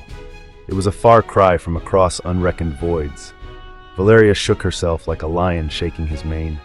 Her vision cleared. Tecotle was chattering. "In life it housed the awful brain of a king of magicians. It holds still the life and fire of magic drawn from outer spaces." With a curse, Valeria leaped, lithe as a panther, and the skull crashed to flaming bits under her swinging sword. Somewhere in the room, or in the void, or in the dim reaches of her consciousness, an inhuman voice cried out in pain and rage. Tecotle's hand was plucking at her arm and he was gibbering. "You have broken it. You have destroyed it. Not all the black arts of Xotalank can rebuild it. Come away! Come away quickly now." "But I can't go," she protested. "I have a friend somewhere nearby." The flare of his eyes cut her short as he stared past her with an expression grown ghastly. She wheeled just as 4 men rushed through as many doors, converging on the pair in the center of the chamber. They were like the others she had seen, the same knotted muscles bulging on otherwise gaunt limbs, the same lank blue-black hair, the same mad glare in their wild eyes. They were armed and clad like Tecotle, but on the breast of each was painted a white skull. There were no challenges or war cries. Like blood-mad tigers, the men of Xotalank sprang at the throats of their enemies. Tecotle met them with the fury of desperation, ducked the swipe of a wide-headed blade, and grappled with the wielder, and bore him to the floor where they rolled and wrestled in murderous silence. The other 3 swarmed on Valeria, their weird eyes red as the eyes of mad dogs. She killed the first who came within reach before he could strike a blow, her long straight blade splitting his skull even as his own sword lifted for a stroke. She sidestepped a thrust, even as she parried a slash. Her eyes danced and her lips smiled without mercy. Again, she was Valeria of the Red Brotherhood, and the hum of her steel was like a bridal song in her ears. Her sword darted past a blade that sought to parry, and sheathed 6 inches of its point in a leather-guarded midriff. The man gasped agonizedly and went to his knees, but his tall mate lunged in ferocious silence, raining blow on blow so furiously that Valeria had no opportunity to counter. She stepped back coolly, parrying the strokes and watching for her chance to thrust home. He could not long keep up that flailing whirlwind. His arm would tire, his wind would fail. He would weaken, falter, and then her blade would slide smoothly into his heart. A sidelong glance showed her Tecatl kneeling on the breast of his antagonist and striving to break the other's hold on his wrist and to drive home a dagger. Sweat beaded the forehead of the man facing her, and his eyes were like burning coals. Smite as he would, he could not break past nor beat down her guard. His breath came in gusty gulps, his blows began to fall erratically. She stepped back to draw him out, and felt her thighs locked in an iron grip. She had forgotten the wounded man on the floor. Crouching on his knees, he held her with both arms locked about her legs, and his mate croaked in triumph and began working his way around to come at her from the left side. Valeria wrenched and tore savagely, but in vain. She could free herself of this clinging menace with a downward flick of her sword, but in that instant, the curved blade of the tall warrior would crash through her skull. The wounded man began to worry at her bare thigh with his teeth like a wild beast. She reached down with her left hand and gripped his long hair, forcing his head back so that his white teeth and rolling eyes gleamed up at her. The tall Xotalanc cried out fiercely and leaped in, smiting with all the fury of his arm. Awkwardly, she parried the stroke, and it beat the flat of her blade down on her head so that she saw sparks flash before her eyes, and staggered. Up went the sword again, with a low, beast-like cry of triumph, and then a giant form loomed behind the Xotalanc and steel flashed like a jet of blue lightning. The cry of the warrior broke short, and he went down like an ox beneath the pole-axe, his brains gushing from his skull that had been split to the throat. "Conan!" gasped Valeria. In a gust of passion, she turned on the Xotalanc, whose long hair she still gripped in her left hand. "Dog of hell!" Her blade swished as it cut the air in an upswinging arc with a blur in the middle, and the headless body slumped down, spurting blood. She hurled the severed head across the room. What the devil's going on here? Conan bestrode the corpse of the man he had killed, broadsword in hand, glaring about him in amazement. Tecatl was rising from the twitching figure of the last Xotalanc, shaking red drops from his dagger. He was bleeding from the stab deep in the thigh. He stared at Conan with dilated eyes. "What is all this?" Conan demanded again, not yet recovered from the stunning surprise of finding Valeria engaged in a savage battle with fantastic figures in a city he had thought empty and uninhabited. Returning from an aimless exploration of the upper chambers to find Valeria missing from the room where he had left her, he had followed the sounds of strife that burst on his dumbfounded ears. "5 dead dogs!" exclaimed Tecatl, his flaming eyes reflecting a ghastly exultation. 5 slain, 5 crimson nails for the black pillar. The gods of blood be thanked. He lifted quivering hands on high, and then, with the face of a fiend, he spat on the corpses and stamped on their faces, dancing in his ghoulish glee. His recent allies eyed him in amazement, and Conan asked in the Aquilonian tongue, "Who is this madman?" Valeria shrugged her shoulders. "He says his name's Tecatl. From his babblings I gather that his people live at one end of this crazy city, and these others at the other end. Maybe we'd better go with him. He seems friendly, and it's easy to see that the other clan isn't." Tecatl had ceased his dancing and was listening again, his head tilted sidewise, dog-like, triumph struggling with fear in his repellent countenance. "Come away now," he whispered. "We have done enough. 5 dead dogs. My people will welcome you. They will honor you. But come, it is far to Tecutli. At any moment, the Xotalancs may come on us in numbers too great even for your swords." "Lead the way," grunted Conan. Tecatl instantly mounted a stair leading up to the gallery, beckoning them to follow him, which they did, moving rapidly to keep on his heels. Having reached the gallery, he plunged into a door that opened toward the west and hurried through chamber after chamber, each lighted by skylights or green fire jewels. "What sort of place can this be?" muttered Valeria under her breath. "Crom knows," answered Conan. "I've seen his kind before, though. They live on the shores of Lake Zuad, near the border of Kush. They're a sort of mongrel Stygians, mixed with another race that wandered into Stygia from the east some centuries ago and were absorbed by them. They're called Tlazitlans. I'm willing to bet it wasn't they who built this city, though." Techotl's fear did not seem to diminish as they drew away from the chamber where the dead men lay. He kept twisting his head on his shoulder to listen for sounds of pursuit and stared with burning intensity into every doorway they passed. Valeria shivered in spite of herself. She feared no man. But the weird floor beneath her feet, the uncanny jewels over her head, dividing the lurking shadows among them, the stealth and terror of their guide, impressed her with a nameless apprehension, a sensation of lurking, inhuman peril. "They may be between us and Techotli," he whispered once. "We must beware lest they be lying in wait." "Why don't we get out of this infernal palace and take to the streets?" demanded Valeria. "There are no streets in Xuchotl," he answered, "no squares nor open courts. The whole city is built like one giant palace under one great roof. The nearest approach to a street is the Great Hall, which traverses the city from the north gate to the south gate. The only doors opening into the outer world are the city gates, through which no living man has passed for 50 years. "How long have you dwelt here?" asked Conan. "I was born in the castle of Techotli 35 years ago. I have never set foot outside the city. For the love of the gods, let us go silently. These halls may be full of lurking devils. Olmec shall tell you all when we reach Techotli." So in silence they glided on with the green firestones blinking overhead and the flaming floors smoldering under their feet, and it seemed to Valeria as if they fled through hell, guided by a dark-faced, lank-haired goblin. Yet it was Conan who halted them as they were crossing an unusually wide chamber. His wilderness-bred ears were keener even than the ears of Techotl, whetted though these were by a lifetime of warfare in these silent corridors. "You think some of your enemies may be ahead of us, lying in ambush?" "They prowl through these rooms at all hours," answered Techotl, "as do we.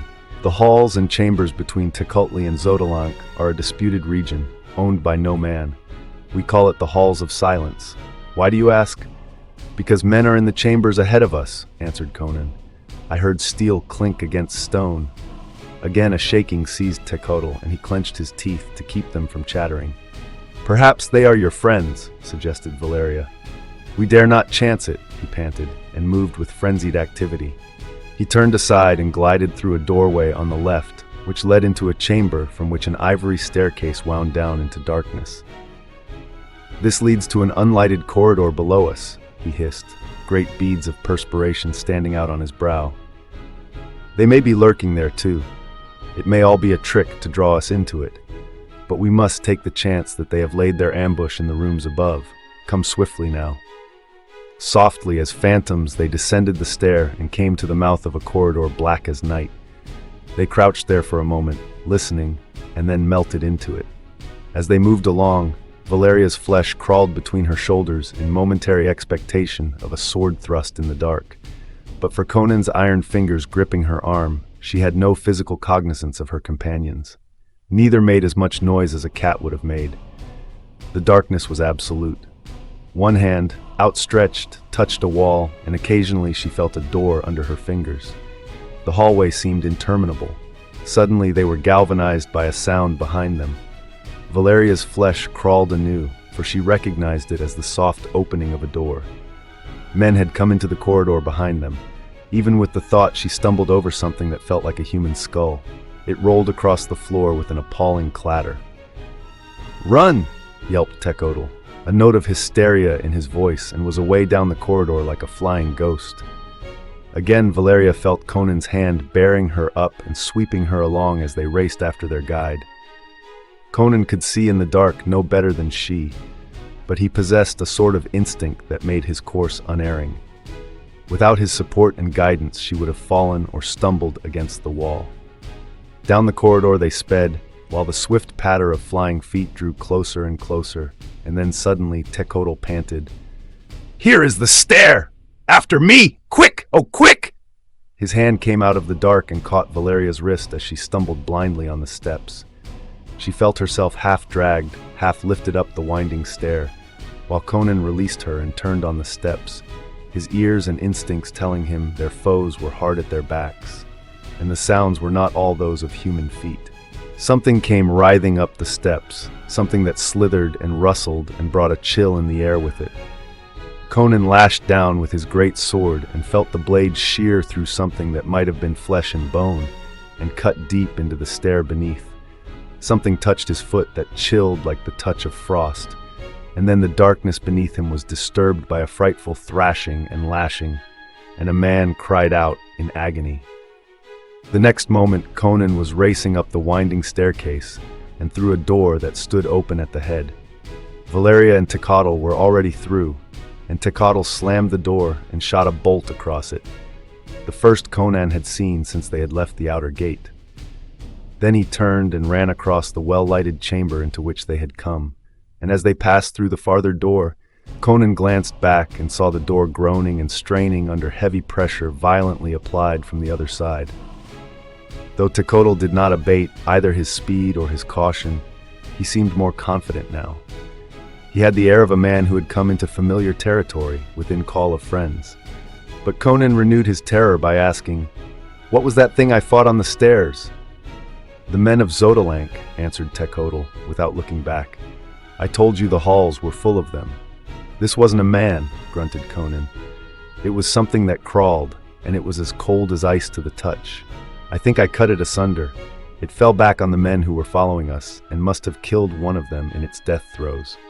Techotlal's head jerked back, his face ashy again. Convulsively he quickened his pace. "It was the crawler, a monster they have brought out of the catacombs to aid them. What it is, we do not know, but we have found our people hideously slain by it. In Set's name, hasten! If they put it on our trail, it will follow us to the very doors of Techotlal." "I doubt it," grunted Conan. "That was a shrewd cut I dealt it on the stair." "Hasten, hasten," groaned Techotlal. They ran through a series of green-lit chambers, traversed a broad hall, and halted before a giant bronze door. Techotlal said, "This is Techotlal." Chapter 3. The people of the feud Techotlal smote on the bronze door with his clenched hand and then turned sidewise so that he could watch back along the hall. "Men have been smitten down before this door when they thought they were safe," he said. "Why don't they open the door?" asked Conan. "They are looking at us through the eye," answered Techotlal. "They are puzzled at the sight of you." He lifted his voice and called, "Open the door, Excellin. It is I, Techotlal, with friends from the great world beyond the forest." "They will open," he assured his allies. "They'd better do it in a hurry then," said Conan grimly. "I hear something crawling along the floor beyond the hall." Techotlal went ashy again and attacked the door with his fists, screaming, "Open, you fools, open! The crawler is at our heels." Even as he beat and shouted, the great bronze door swung noiselessly back, revealing a heavy chain across the entrance, over which spearheads bristled and fierce countenances regarded them intently for an instant. Then the chain was dropped, and Techotlal grasped the arms of his friends in a nervous frenzy and fairly dragged them over the threshold. A glance over his shoulder, just as the door was closing, showed Conan the long dim vista of the hall, and dimly framed at the other end, an ophidian shape that writhed slowly and painfully into view. Flowing in a dull-hued length from a chamber door, its hideous blood-stained head wagging drunkenly. Then the closing door shut off the view. Inside the square chamber into which they had come, heavy bolts were drawn across the floor, and the chain locked into place. The door was made to stand the battering of a siege. 4 men stood on guard, of the same lank-haired, dark-skinned breed as Techotlal, with spears in their hands and swords at their hips. In the wall near the door there was a complicated contrivance of mirrors, which Conan guessed was the eye Techotlal had mentioned, so arranged that a narrow, crystal-paned slot in the wall could be looked through from within without being discernible from without. The 4 guardsmen stared at the strangers with wonder, but asked no question, nor did Tecotle vouchsafe any information. He moved with easy confidence now, as if he had shed his cloak of indecision and fear the instant he crossed the threshold. "Come," he urged his newfound friends, but Conan glanced toward the door. "What about those fellows who were following us? Won't they try to storm that door?" Tecotle shook his head. "They know they cannot break down the door of the eagle. They will flee back to Xotalanc with their crawling fiend. Come, I will take you to the rulers of Tecotle." One of the 4 guards opened the door opposite the one by which they had entered, and they passed through into a hallway which, like most of the rooms on that level, was lighted by both the slot-like skylights and the clusters of winking fire gems. But unlike the other rooms they had traversed, this hall showed evidences of occupation. Velvet tapestries adorned the glossy jade walls, rich rugs were on the crimson floors, and the ivory seats, benches, and divans were littered with satin cushions. The hall ended in an ornate door, before which stood no guard. Without ceremony, Tecotle thrust the door open and ushered his friends into a broad chamber, where some 30 dark-skinned men and women lounged on satin-covered couches and sprang up with exclamations of amazement. The men, all except one, were of the same type as Tecotle, and the women were equally dark and strange-eyed, though not unbeautiful in a weird dark way. They wore sandals, golden breastplates, and scanty silk skirts supported by gem-crusted girdles, and their black manes cut square at their naked shoulders were bound with silver circlets. On a wide ivory seat on a jade dais sat a man and a woman who differed subtly from the others.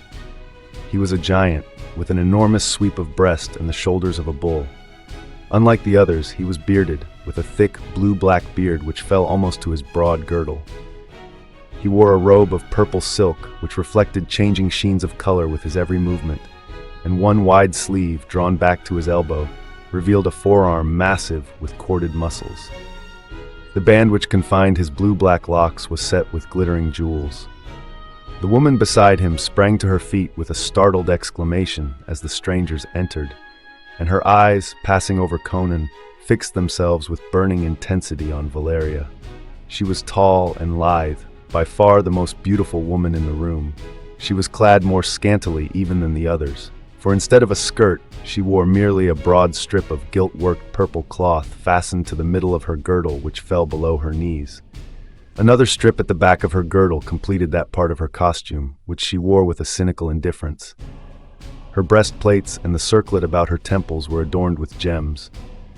In her eyes alone of all the dark-skinned people there lurked no brooding gleam of madness. She spoke no word after her first exclamation. She stood tensely, her hands clenched, staring at Valeria. The man on the ivory seat had not risen. "Prince Olmec," spoke Tecotle, bowing low, with arms outspread and the palms of his hands turned upward. "I bring allies from the world beyond the forest. In the chamber of Tezcoti, the burning skull slew Chicmec, my companion." "The burning skull!" It was a shuddering whisper of fear from the people of Tecotle. Then came I, and found Chicmec lying with his throat cut. Before I could flee, the burning skull came upon me, and when I looked upon it, my blood became as ice and the marrow of my bones melted. I could neither fight nor run. I could only await the stroke. Then came this white-skinned woman and struck him down with her sword. And lo, it was only a dog of Xotalanc with white paint upon his skin and the living skull of an ancient wizard upon his head. Now that skull lies in many pieces, and the dog who wore it is a dead man. An indescribably fierce exultation edged the last sentence and was echoed in the low, savage exclamations from the crowding listeners. "But wait," exclaimed Tecotle. "There is more. While I talked with the woman, 4 Xotalancs came upon us. One I slew. There is the stab in my thigh to prove how desperate was the fight. 2 the woman killed. But we were hard-pressed when this man came into the fray and split the skull of the 4th. 5 crimson nails there are to be driven into the pillar of vengeance." He pointed to a black column of ebony which stood behind the dais. Hundreds of red dots scarred its polished surface, the bright scarlet heads of heavy copper nails driven into the black wood. 5 red nails for 5 Xotalanca lives, exulted Tecotle, and the horrible exultation in the faces of the listeners made them inhuman. "Who are these people?" asked Olmec. and his voice was like the low, deep rumble of a distant bull. None of the people of Xuchotl spoke loudly. It was as if they had absorbed into their souls the silence of the empty halls and deserted chambers. "I am Conan, a Cimmerian," answered the barbarian briefly. "This woman is Valeria of the Red Brotherhood, an Aquilonian pirate. We are deserters from an army on the Darfar border, far to the north, and are trying to reach the coast." The woman on the dais spoke loudly, her words tripping in her haste. "You can never reach the coast. There is no escape from Xuchotl. You will spend the rest of your lives in this city." "What do you mean?" growled Conan, clapping his hand to his hilt and stepping about so as to face both the dais and the rest of the room. "Are you telling us we're prisoners?" "She did not mean that," interposed Olmec. "We are your friends.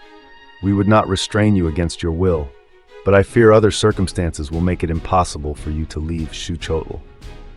His eyes flickered to Valeria, and he lowered them quickly. "This woman is Tassella," he said. "She is a princess of Tecuhltli, but let food and drink be brought to our guests. Doubtless they are hungry and weary from their long travels." He indicated an ivory table, and after an exchange of glances, the adventurers seated themselves. The Cimmerian was suspicious. His fierce blue eyes roved about the chamber, and he kept his sword close to his hand. But an invitation to eat and drink never found him backward. His eyes kept wandering to Tassella, but the princess had eyes only for his white-skinned companion. Tecuhltli, who had bound a strip of silk about his wounded thigh, placed himself at the table to attend to the wants of his friends, seeming to consider it a privilege and honor to see after their needs. He inspected the food and drink the others brought in gold vessels and dishes, and tasted each before he placed it before his guests. While they ate, Olmec sat in silence on his ivory seat, watching them from under his broad black brows. Tassella sat beside him, chin cupped in her hands and her elbows resting on her knees. Her dark, enigmatic eyes, burning with a mysterious light, never left Valeria's supple figure. Behind her seat, a sullen, handsome girl waved an ostrich plume fan with a slow rhythm. The food was fruit of an exotic kind unfamiliar to the wanderers, but very palatable, and the drink was a light crimson wine that carried a heady tang. "You have come from afar," said Olmec at last. "I have read the books of our fathers. Aquilonia lies beyond the lands of the Stygians and the Shemites, beyond Argos and Zingara, and Cimmeria lies beyond Aquilonia." "We have each a roving foot," answered Conan carelessly. "How you won through the forest is a wonder to me," quoth Olmec. "In bygone days, 1,000 fighting men scarcely were able to carve a road through its perils." "We encountered a bench-legged monstrosity about the size of a mastodon," said Conan casually, holding out his wine goblet which Tecuhltli filled with evident pleasure. "But when we'd killed it, we had no further trouble." The wine vessel slipped from Tecuhltli's hand to crash on the floor. His dusky skin went ashy. Olmec started to his feet, an image of stunned amazement, and a low gasp of awe or terror breathed up from the others. Some slipped to their knees as if their legs would not support them. Only Tassella seemed not to have heard. Conan glared about him bewilderedly. "What's the matter? What are you gaping about?" You slew the dragon god." "God? I killed a dragon. Why not? It was trying to gobble us up."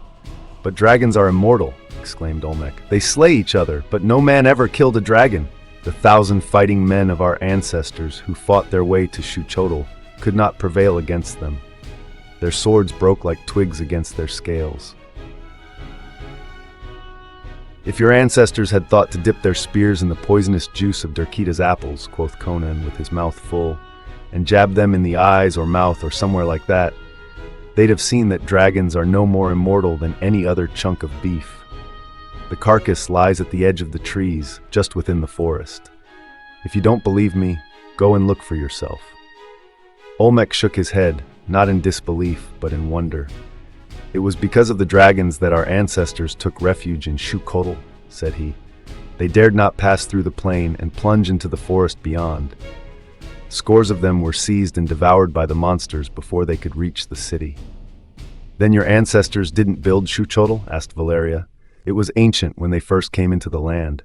How long it had stood here, not even its degenerate inhabitants knew." "Your people came from Lake Zuad?" questioned Conan. "Aye. More than half a century ago, a tribe of the Tlazitlans rebelled against the Stygian king, and being defeated in battle, fled southward. For many weeks they wandered over grasslands, desert, and hills, and at last they came into the great forest, 1,000 fighting men with their women and children. It was in the forest that the dragons fell upon them and tore many to pieces. So the people fled in a frenzy of fear before them, and at last came into the plain and saw the city of Shukotl in the midst of it. They camped before the city, not daring to leave the plain, for the night was made hideous with the noise of the battling monsters through the forest. They made war incessantly upon one another, yet they came not into the plain. The people of the city shut their gates and shot arrows at our people from the walls. The Tlazitlans were imprisoned on the plain, as if the ring of the forest had been a great wall, for to venture into the woods would have been madness. That night there came secretly to their camp a slave from the city, one of their own blood, who with a band of exploring soldiers had wandered into the forest long before when he was a young man. The dragons had devoured all his companions, but he had been taken into the city to dwell in servitude. His name was Tolkamek. A flame lighted the dark eyes at mention of the name, and some of the people muttered obscenely and spat. He promised to open the gates to the warriors. He asked only that all captives taken be delivered into his hands. At dawn he opened the gates. The warriors swarmed in, and the halls of Shukotl ran red. Only a few hundred folk dwelt there, decaying remnants of a once great race. Tolkamek said they came from the east, long ago, from old Kosala, when the ancestors of those who now dwell in Kosala came up from the south and drove forth the original inhabitants of the land. They wandered far westward and finally found this forest-girdled plain, inhabited then by a tribe of black people. These they enslaved and set to building a city. From the hills to the east, they brought jade and marble and lapis lazuli and gold, silver, and copper. Herds of elephants provided them with ivory. When their city was completed, they slew all the black slaves. And their magicians made a terrible magic to guard the city, for by their necromantic arts they recreated the dragons which had once dwelt in this lost land, and whose monstrous bones they found in the forest. Those bones they clothed in flesh and life, and the living beasts walked the earth as they walked it when time was young. But the wizards wove a spell that kept them in the forest, and they came not into the plain. So for many centuries the people of Shukotl dwelt in their city, cultivating the fertile plain, until their wise men learned how to grow fruit within the city, fruit which is not planted in soil, but obtains its nourishment out of the air. And then they let the irrigation ditches run dry, and dwelt more and more in luxurious sloth, until decay seized them. They were a dying race when our ancestors broke through the forest and came into the plain. Their wizards had died, and the people had forgot their ancient necromancy. They could fight neither by sorcery nor the sword. Well, our fathers slew the people of Shukotl, all except 100, which were given living into the hands of Tolkamek, who had been their slave. And for many days and nights the halls re-echoed to their screams under the agony of his tortures. So the Tlazitlans dwelt here for a while in peace, ruled by the brothers Tekotli and Sotalank, and by Tolkamek. Tolkamek took a girl of the tribe to wife, and because he had opened the gates, and because he knew many of the arts of the Shukotlans, he shared the rule of the tribe with the brothers who had led the rebellion and the flight. For a few years then, they dwelt at peace within the city, doing little but eating, drinking, and making love, and raising children. There was no necessity to till the plain, for Tolkamek taught them how to cultivate the air-devouring fruits. Besides, the slaying of the Shukotlans broke the spell that held the dragons in the forest, and they came nightly and bellowed about the gates of the city. The plain ran red with the blood of their eternal warfare, and it was then that he bit his tongue in the midst of the sentence, then presently continued, but Valeria and Conan felt that he had checked an admission he had considered unwise. 5 years they dwelt in peace. Then, Olmec's eyes rested briefly on the silent woman at his side. Sotalank took a woman to wife, a woman whom both Tekotli and old Tolkamek desired. In his madness, Tekotli stole her from her husband. Aye, she went willingly enough. Tolkamek, to spite Sotalank, aided Tekotli. Sotalank demanded that she be given back to him, and the council of the tribe decided that the matter should be left to the woman. She chose to remain with Tecuhltli. In wrath, Xotalanc sought to take her back by force, and the retainers of the brothers came to blows in the great hall. There was much bitterness. Blood was shed on both sides. The quarrel became a feud, the feud an open war. From the welter, three factions emerged: Tecuhltli, Xotalanc, and Tolkemec. Already, in the days of peace, they had divided the city between them. Tecuhltli dwelt in the western quarter of the city, Xotalanc in the eastern, and Tolkemec with his family by the southern gate. Anger and resentment and jealousy blossomed into bloodshed and rape and murder. Once the sword was drawn, there was no turning back, for blood called for blood, and vengeance followed swift on the heels of atrocity. Tecuhltli fought with Xotalanc, and Tolkemec aided first one and then the other, betraying each faction as it fitted his purposes. Tecuhltli and his people withdrew into the quarter of the western gate, where we now sit. Xuchotl is built in the shape of an oval. Tecuhltli, which took its name from its prince, occupies the western end of the oval. The people blocked up all doors connecting the quarter with the rest of the city, except one on each floor, which could be defended easily. They went into the pits below the city and built a wall cutting off the western end of the catacombs, where lie the bodies of the ancient Xuchotlans and of those Tlazitlans slain in the feud. They dwelt as in a besieged castle, making sorties and forays on their enemies. The people of Xotalanc likewise fortified the eastern quarter of the city, and Tolkemec did likewise with the quarter by the southern gate. The central part of the city was left bare and uninhabited. Those empty halls and chambers became a battleground and a region of brooding terror. Tolkemec warred on both clans. He was a fiend in the form of a human, worse than Xotalanc. He knew many secrets of the city he never told the others. From the crypts of the catacombs he plundered the dead of their grisly secrets. Secrets of ancient kings and wizards, long forgotten by the degenerate Xuchotlans our ancestors slew. But all his magic did not aid him the night we of Tecuhltli stormed his castle and butchered all his people. Tolkemec we tortured for many days. His voice sank to a caressing slur, and a faraway look grew in his eyes, as if he looked back over the years to a scene which caused him intense pleasure. We kept the life in him until he screamed for death as for a bride. At last we took him living from the torture chamber and cast him into a dungeon for the rats to gnaw as he died. From that dungeon somehow he managed to escape and dragged himself into the catacombs. There without doubt he died, for the only way out of the catacombs beneath Tecuhltli is through Tecuhltli, and he never emerged by that way. His bones were never found, and the superstitious among our people swear that his ghost haunts the crypts to this day, wailing among the bones of the dead. 12 years ago we butchered the people of Tolkemec, but the feud raged on between Tecuhltli and Xotalanc, as it will rage until the last man, the last woman, is dead. It was 50 years ago that Tecuhltli stole the wife of Xotalanc. Half a century the feud has endured. I was born in it. All in this chamber, except Tessella, were born in it. We expect to die in it. We are a dying race, even as were those Xuchotlans our ancestors slew. When the feud began, there were hundreds in each faction. Now we of Tecuhltli number only these you see before you, and the men who guard the 4 doors, 40 in all. How many Xotalankas there are we do not know, but I doubt if they are much more numerous than we.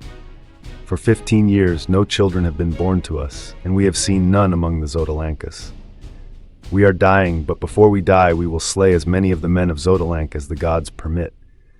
And with his weird eyes blazing, Olmec spoke long of that grisly feud, fought out in silent chambers and dim halls under the blaze of the green fire jewels, on floors smoldering with the flames of hell and splashed with deeper crimson from severed veins. In that long butchery, a whole generation had perished. Xotalanc was dead, long ago, slain in a grim battle on an ivory stair. Tecuhltli was dead, flayed alive by the maddened Xotalankas who had captured him. Without emotion, Olmec told of hideous battles fought in black corridors, of ambushes on twisting stairs and red butcheries. With a redder, more abysmal gleam in his deep dark eyes, he told of men and women flayed alive, mutilated and dismembered, of captives howling under tortures so ghastly that even the barbarous Cimmerian grunted. No wonder Tecuhltli had trembled with the terror of capture. Yet he had gone forth to slay if he could, driven by hate that was stronger than his fear. Olmec spoke further, of dark and mysterious matters, of black magic and wizardry conjured out of the black night of the catacombs, of weird creatures invoked out of darkness for horrible allies. In these things, the Xotalankas had the advantage, for it was in the eastern catacombs where lay the bones of the greatest wizards of the ancient Xuchotlans, with their memorial secrets. Valeria listened with morbid fascination. The feud had become a terrible elemental power driving the people of Xuchotl inexorably onto doom and extinction. It filled their whole lives. They were born in it, and they expected to die in it. They never left their barricaded castle except to steal forth into the halls of silence that lay between the opposing fortresses, to slay and be slain. Sometimes the raiders returned with frantic captives, or with grim tokens of victory in fight.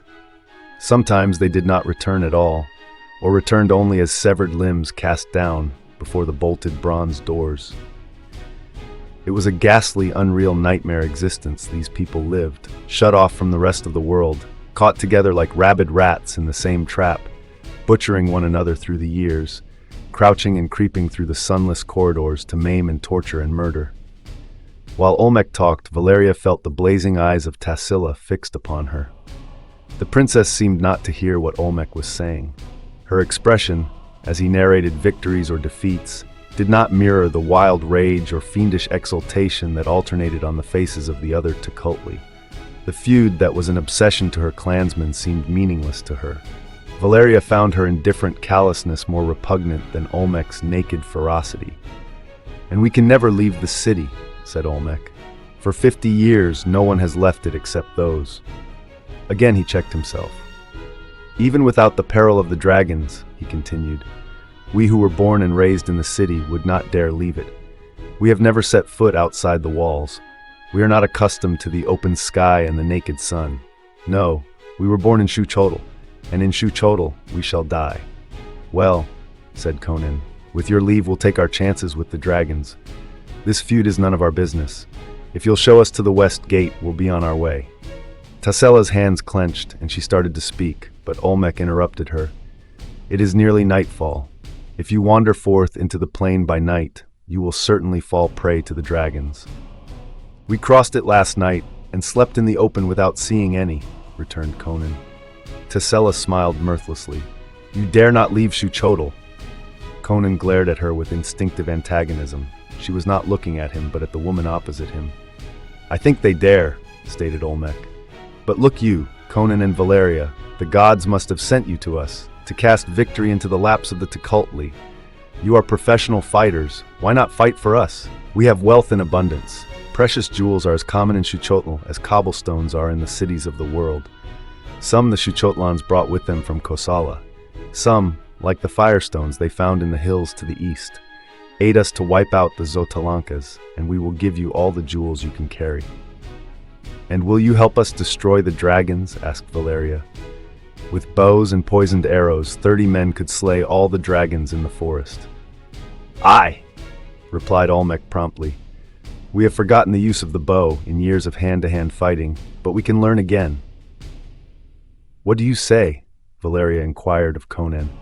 "We're both penniless vagabonds," he grinned heartily. "I'd as soon kill Xotalankas as anybody." "Then you agree?" exclaimed Olmec, while Tekotl fairly hugged himself with delight. "Aye, and now suppose you show us chambers where we can sleep so we can be fresh tomorrow for the beginning of the slaying." Olmec nodded and waved a hand, and Tekotl and a woman led the adventurers into a corridor which led through a door off to the left of the jade dais. A glance back showed Valeria Olmec sitting on his throne, chin on knotted fist, staring after them. His eyes burned with a weird flame. Tassela leaned back in her seat, whispering to the sullen-faced maid, Yasala, who leaned over her shoulder, her ear to the princess's moving lips. The hallway was not so broad as most they had traversed, but it was long. Presently the woman halted, opened a door, and drew aside for Valeria to enter. "Wait a minute," growled Conan. "Where do I sleep?" Tekotl pointed to a chamber across the hallway, but one door farther down. Conan hesitated and seemed inclined to raise an objection, but Valeria smiled spitefully at him and shut the door in his face. He muttered something uncomplimentary about women in general, and strode off down the corridor after Tecotle. In the ornate chamber where he was to sleep, he glanced up at the slot-like skylights. Some were wide enough to admit the body of a slender man, supposing the glass were broken. "Why don't the Xotalankas come over the roofs and shatter those skylights?" he asked. "They cannot be broken," answered Tecotle. "Besides, the roofs would be hard to clamber over. They are mostly spires and domes and steep ridges." He volunteered more information about the castle of Tecotle. Like the rest of the city, it contained 4 stories or tiers of chambers, with towers jutting up from the roof. Each tier was named. Indeed, the people of Xuchotl had a name for each chamber, hall, and stair in the city, as people of more normal cities designate streets and quarters. In Tecotle, the floors were named the Eagle's tier, the Ape's tier, the Tiger's tier, and the Serpent's tier, in the order as enumerated, the Eagle's tier being the highest or 4th floor. "Who is Tesella?" asked Conan. "Olmec's wife?" Tecotle shuddered and glanced furtively about him before answering. "No, she is Tesella. She was the wife of Xotalank, the woman Tecotle stole to start the feud." "What are you talking about?" demanded Conan. "That woman is beautiful and young. Are you trying to tell me that she was a wife 50 years ago?" "Aye, I swear it. She was a full-grown woman when the Tlazitlans journeyed from Lake Zuad. It was because the king of Stygia desired her for a concubine that Xotalank and his brother rebelled and fled into the wilderness. She is a witch who possesses the secret of perpetual youth." "What's that?" asked Conan. Tecotle shuddered again. "Ask me not. I dare not speak. It is too grisly, even for Xuchotl." And touching his finger to his lips, he glided from the chamber. Chapter 4. Scent of Black Lotus. Valeria unbuckled her sword belt and laid it with the sheathed weapon on the couch where she meant to sleep.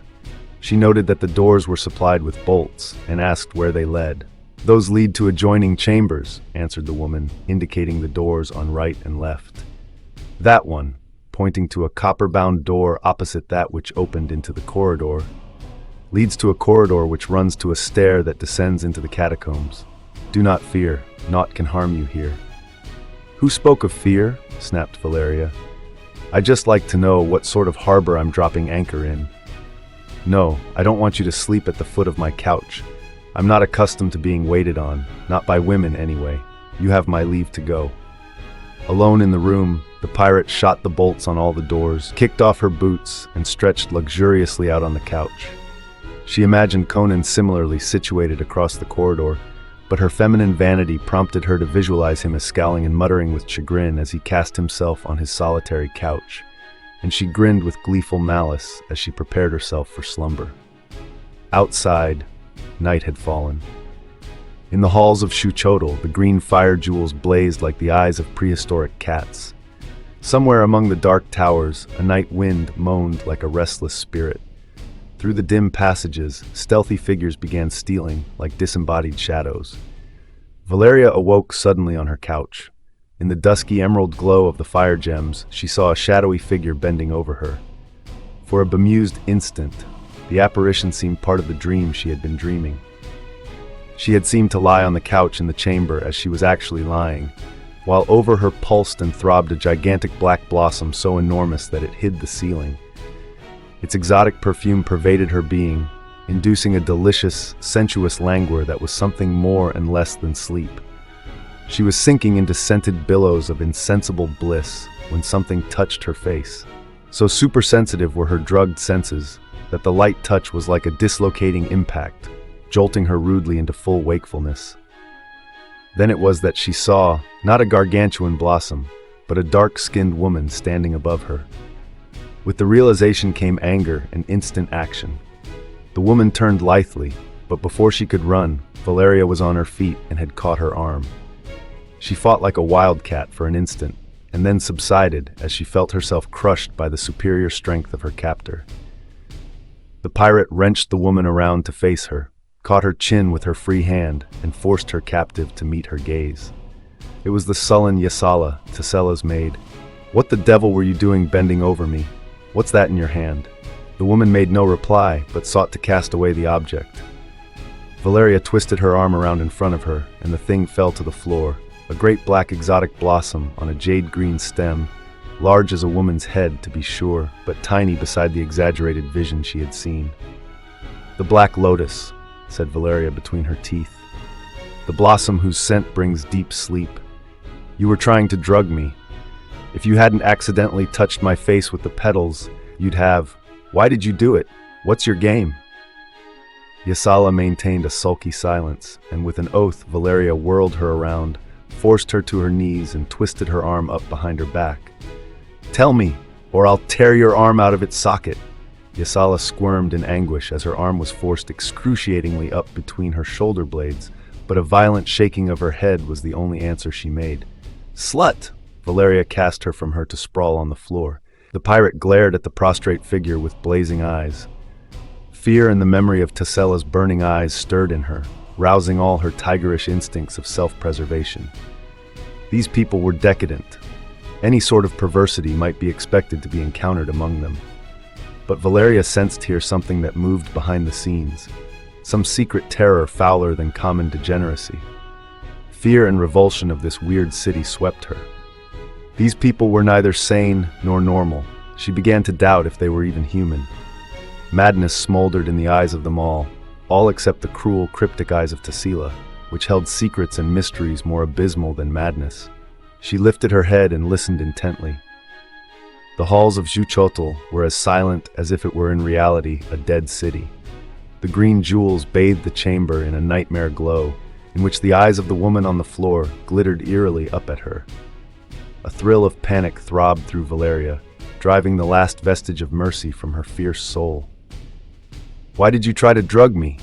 she muttered, grasping the woman's black hair and forcing her head back to glare into her sullen, long-lashed eyes. "Did Tassella send you?" No answer.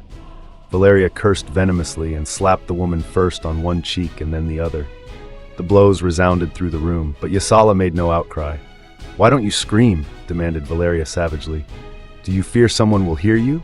Whom do you fear? Tassella? Olmec? Conan?" Yasala made no reply. She crouched, watching her captor with eyes baleful as those of a basilisk. Stubborn silence always fans anger. Valeria turned and tore a handful of cords from a nearby hanging. "You sulky slut," she said between her teeth. "I'm going to strip you stark naked and tie you across that couch and whip you until you tell me what you were doing here and who sent you." Yasala made no verbal protest, nor did she offer any resistance, as Valeria carried out the first part of her threat with a fury that her captive's obstinacy only sharpened. Then for a space there was no sound in the chamber except the whistle and crackle of hard-woven silken cords on naked flesh. Yasala could not move her fast-bound hands or feet. Her body writhed and quivered under the chastisement. Her head swayed from side to side in rhythm with the blows. Her teeth were sunk into her lower lip, and a trickle of blood began as the punishment continued. But she did not cry out. The pliant cords made no great sound as they encountered the quivering body of the captive. Only a sharp, crackling snap, but each cord left a red streak across Yasala's dark flesh. Valeria inflicted the punishment with all the strength of her war-hardened arm, with all the mercilessness acquired during a life where pain and torment were daily happenings, and with all the cynical ingenuity which only a woman displays toward a woman. Yasala suffered more, physically and mentally, than she would have suffered under a lash wielded by a man, however strong. It was the application of this feminine cynicism which at last tamed Yasala. A low whimper escaped from her lips, and Valeria paused, arm lifted, and raked back a damp yellow lock. "Well, are you going to talk?" she demanded. "I can keep this up all night if necessary." "Mercy," whispered the woman. "I will tell." Valeria cut the cords from her wrists and ankles and pulled her to her feet. Yasala sank down on the couch, half reclining on one bare hip, supporting herself on her arm and writhing at the contact of her smarting flesh with the couch. She was trembling in every limb. "Wine," she begged, dry-lipped, indicating with a quivering hand a gold vessel on an ivory table. "Let me drink. I am weak with pain. Then I will tell you all." Valeria picked up the vessel, and Yasala rose unsteadily to receive it. She took it, raised it toward her lips, then dashed the contents full into the Aquilonian's face. Valeria reeled backward, shaking and clawing the stinging liquid out of her eyes.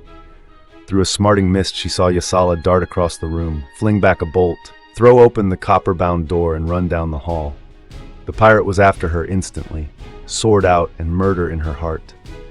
But Yasala had the start, and she ran with the nervous agility of a woman who has just been whipped to the point of hysterical frenzy.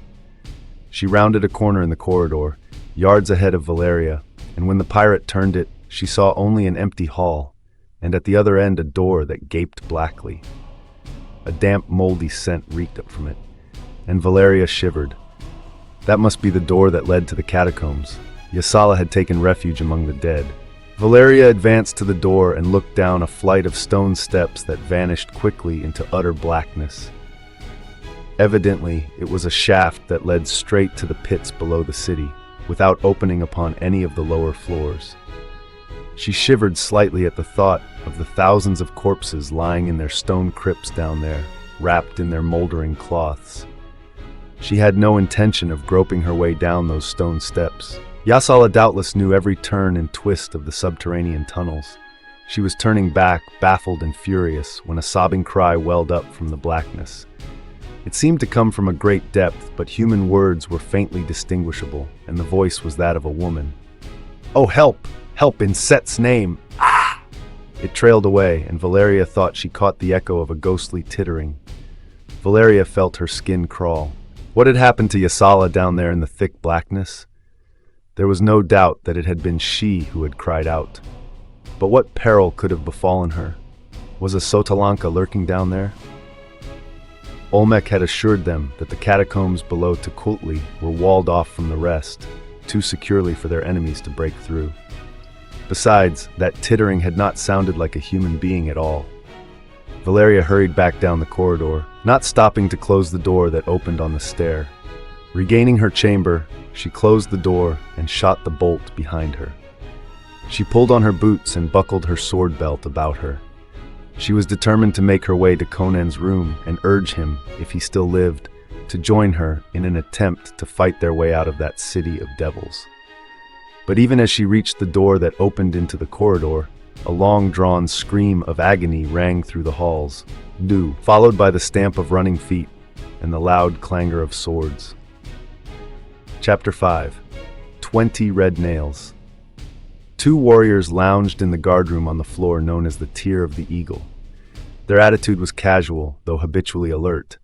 An attack on the great bronze door from without was always a possibility, but for many years no such assault had been attempted on either side. "The strangers are strong allies," said one. "Olmec will move against the enemy tomorrow, I believe." He spoke as a soldier in a war might have spoken. In the miniature world of Xuchotl, each handful of feudists was an army, and the empty halls between the castles was the country over which they campaigned. The other meditated for a space. "Suppose with their aid we destroy Xotalanc," he said. "What then, Zatmek?" "Why," returned Zatmek, "we will drive red nails for them all. The captives we will burn and flay and quarter." "But afterward," pursued the other, "after we have slain them all, will it not seem strange to have no foe to fight? All my life I have fought and hated the Xotalankas. With the feud ended, what is left?" Zatmek shrugged his shoulders. His thoughts had never gone beyond the destruction of their foes. They could not go beyond that. Suddenly both men stiffened at a noise outside the door. "To the door, Zatmek," hissed the last speaker. "I shall look through the eye." Zatmek, sword in hand, leaned against the bronze door, straining his ear to hear through the metal. His mate looked into the mirror. He started convulsively.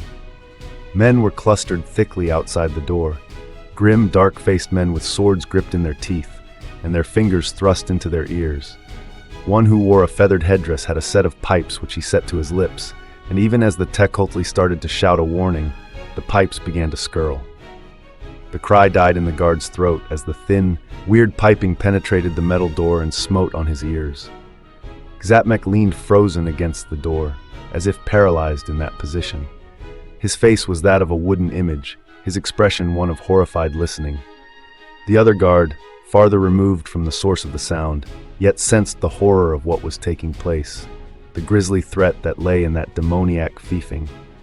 He felt the weird strains plucking like unseen fingers at the tissues of his brain, filling him with alien emotions and impulses of madness. But with a soul-tearing effort, he broke the spell and shrieked a warning in a voice he did not recognize as his own. But even as he cried out, the music changed to an unbearable shrilling that was like a knife in the eardrums. Zatmek screamed in sudden agony, and all the sanity went out of his face like a flame blown out in a wind. Like a madman, he ripped loose the chain, tore open the door, and rushed out into the hall, sword lifted before his mate could stop him. A dozen blades struck him down, and over his mangled body, the Xotalankas surged into the guardroom, with a long-drawn, blood-mad yell that sent the unwanted echoes reverberating. His brain reeling from the shock of it all, the remaining guard leaped to meet them with goring spear. The horror of the sorcery he had just witnessed was submerged in the stunning realization that the enemy were in Tecuhtli. And as his spearhead ripped through a dark-skinned belly, he knew no more. For a swinging sword crushed his skull, even as wild-eyed warriors came pouring in from the chambers behind the guardroom. It was the yelling of men and the clanging of steel that brought Conan bounding from his couch, wide awake and broadsword in hand. In an instant, he had reached the door and flung it open, and was glaring out into the corridor just as Tecuhtli rushed up it, eyes blazing madly. "The Xotalankas!" he screamed, in a voice hardly human. "They are within the door!" Conan ran down the corridor, even as Valeria emerged from her chamber. "What the devil is it?" she called. "Tecuhtli says the Xotalankas are in," he answered hurriedly. "That racket sounds like it." With the Tecuhtli on their heels, they burst into the throne room and were confronted by a scene beyond the most frantic dream of blood and fury. 20 men and women, their black hair streaming, and the white skulls gleaming on their breasts, were locked in combat with the people of Tecuhtli. The women on both sides fought as madly as the men, and already the room and the hall beyond were strewn with corpses. Olmec, naked but for a breechclout, was fighting before his throne, and as the adventurers entered, Tessella ran from an inner chamber with a sword in her hand. Zatmek and his mate were dead, so there was none to tell the Tecuhtli how their foes had found their way into their citadel. Nor was there any to say what had prompted that mad attempt. But the losses of the Xotalankas had been greater, their position more desperate than the Tecuhtli had known.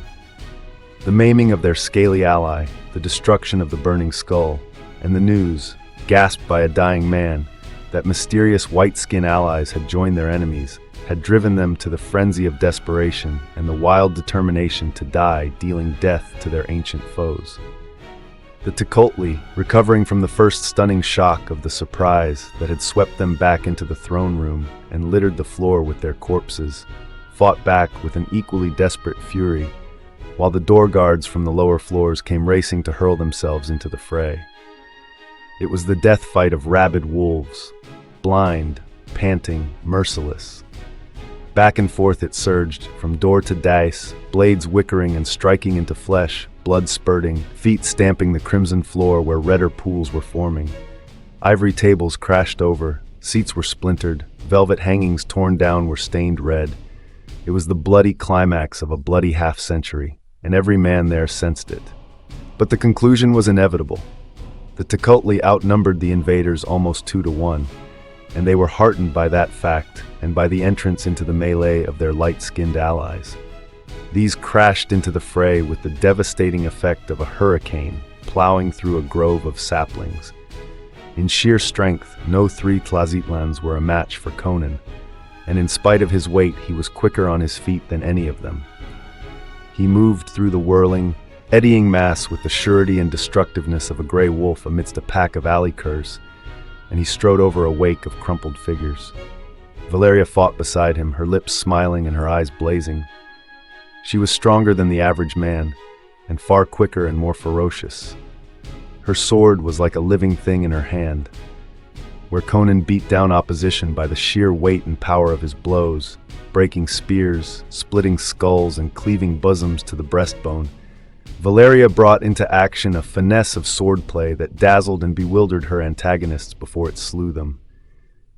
Again and again a warrior, heaving high his heavy blade, found her point in his jugular before he could strike. Conan, towering above the field, strode through the welter, smiting right and left, but Valeria moved like an elusive phantom. constantly shifting and thrusting and slashing as she shifted. Swords missed her again and again as the wielders flailed the empty air and died with her point in their hearts or throats, and her mocking laughter in their ears. Neither sex nor condition was considered by the maddened combatants. The 5 women of the Xotalancas were down with their throats cut before Conan and Valeria entered the fray. And when a man or woman went down under the stamping feet, there was always a knife ready for the helpless throat, or a sandaled foot eager to crush the prostrate skull. From wall to wall, from door to door rolled the waves of combat, spilling over into adjoining chambers. And presently only Tecuhltli and their white-skinned allies stood upright in the great throne room. The survivors stared bleakly and blankly at each other, like survivors after Judgment Day or the destruction of the world. On legs wide-braced, hands gripping notched and dripping swords, blood trickling down their arms, they stared at one another across the mangled corpses of friends and foes. They had no breath left to shout, but a bestial mad howling rose from their lips. It was not a human cry of triumph. It was the howling of a rabid wolf pack stalking among the bodies of its victims. Conan caught Valeria's arm and turned her about. "You've got a stab in the calf of your leg," he growled. She glanced down, for the first time aware of a stinging in the muscles of her leg. Some dying man on the floor had fleshed his dagger with his last effort. "You look like a butcher yourself," she laughed. He shook a red shower from his hands. "Not mine. Oh, a scratch here and there. Nothing to bother about. But that calf ought to be bandaged." Olmec came through the litter, looking like a ghoul with his naked, massive shoulders splashed with blood, and his black beard dabbled in crimson. His eyes were red, like the reflection of flame on black water. "We have won," he croaked dazedly. "The feud is ended. The dogs of Xotalanc lie dead. Oh, for a captive to flay alive. Yet it is good to look upon their dead faces. 20 dead dogs, 20 red nails for the black column." "You'd best see to your wounded," grunted Conan, turning away from him. "Here, girl, let me see that leg." "Wait a minute," she shook him off impatiently. The fire of fighting still burned brightly in her soul. "How do we know these are all of them? These might have come on a raid of their own." "They would not split the clan on a foray like this," said Olmec, shaking his head and regaining some of his ordinary intelligence. Without his purple robe, the man seemed less like a prince than some repellent beast of prey. "I will stake my head upon it that we have slain them all. There were less of them than I dreamed, and they must have been desperate. But how came they in Tecuhltli?" Tessella came forward, wiping her sword on her naked thigh, and holding in her other hand an object she had taken from the body of the feathered leader of the Xotalancas. "The pipes of madness," she said. "A warrior tells me that Satmek opened the door to the Xotalancas and was cut down as they stormed into the guardroom. This warrior came to the guardroom from the inner hall just in time to see it happen, and to hear the last of a weird strain of music which froze his very soul. Tolkemec used to talk of these pipes, which the Shuchotlans swore were hidden somewhere in the catacombs, with the bones of the ancient wizard who used them in his lifetime. Somehow the dogs of Xotalanc found them and learned their secret. "Somebody ought to go to Xotalanc and see if any remain alive," said Conan. "I'll go if somebody will guide me." Olmec glanced at the remnants of his people. There were only 20 left alive, and of these several lay groaning on the floor. Tessella was the only one of the Tecuhltli who had escaped without a wound. The princess was untouched, though she had fought as savagely as any. "Who will go with Conan to Xotalanc?" asked Olmec. Tecuhltli limped forward. The wound in his thigh had started bleeding afresh, and he had another gash across his ribs. "I will go." "No, you won't," vetoed Conan. "And you're not going either, Valeria. In a little while that leg will be getting stiff."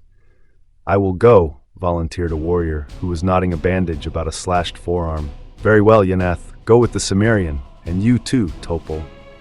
Olmec indicated another man whose injuries were slight. "But first aid to lift the badly wounded on these couches where we may bandage their hurts." This was done quickly. As they stooped to pick up a woman who had been stunned by a war club, Olmec's beard brushed Topol's ear. Conan thought the prince muttered something to the warrior, but he could not be sure. A few moments later, he was leading his companions down the hall. Conan glanced back as he went out the door, at that shambles where the dead lay on the smoldering floor.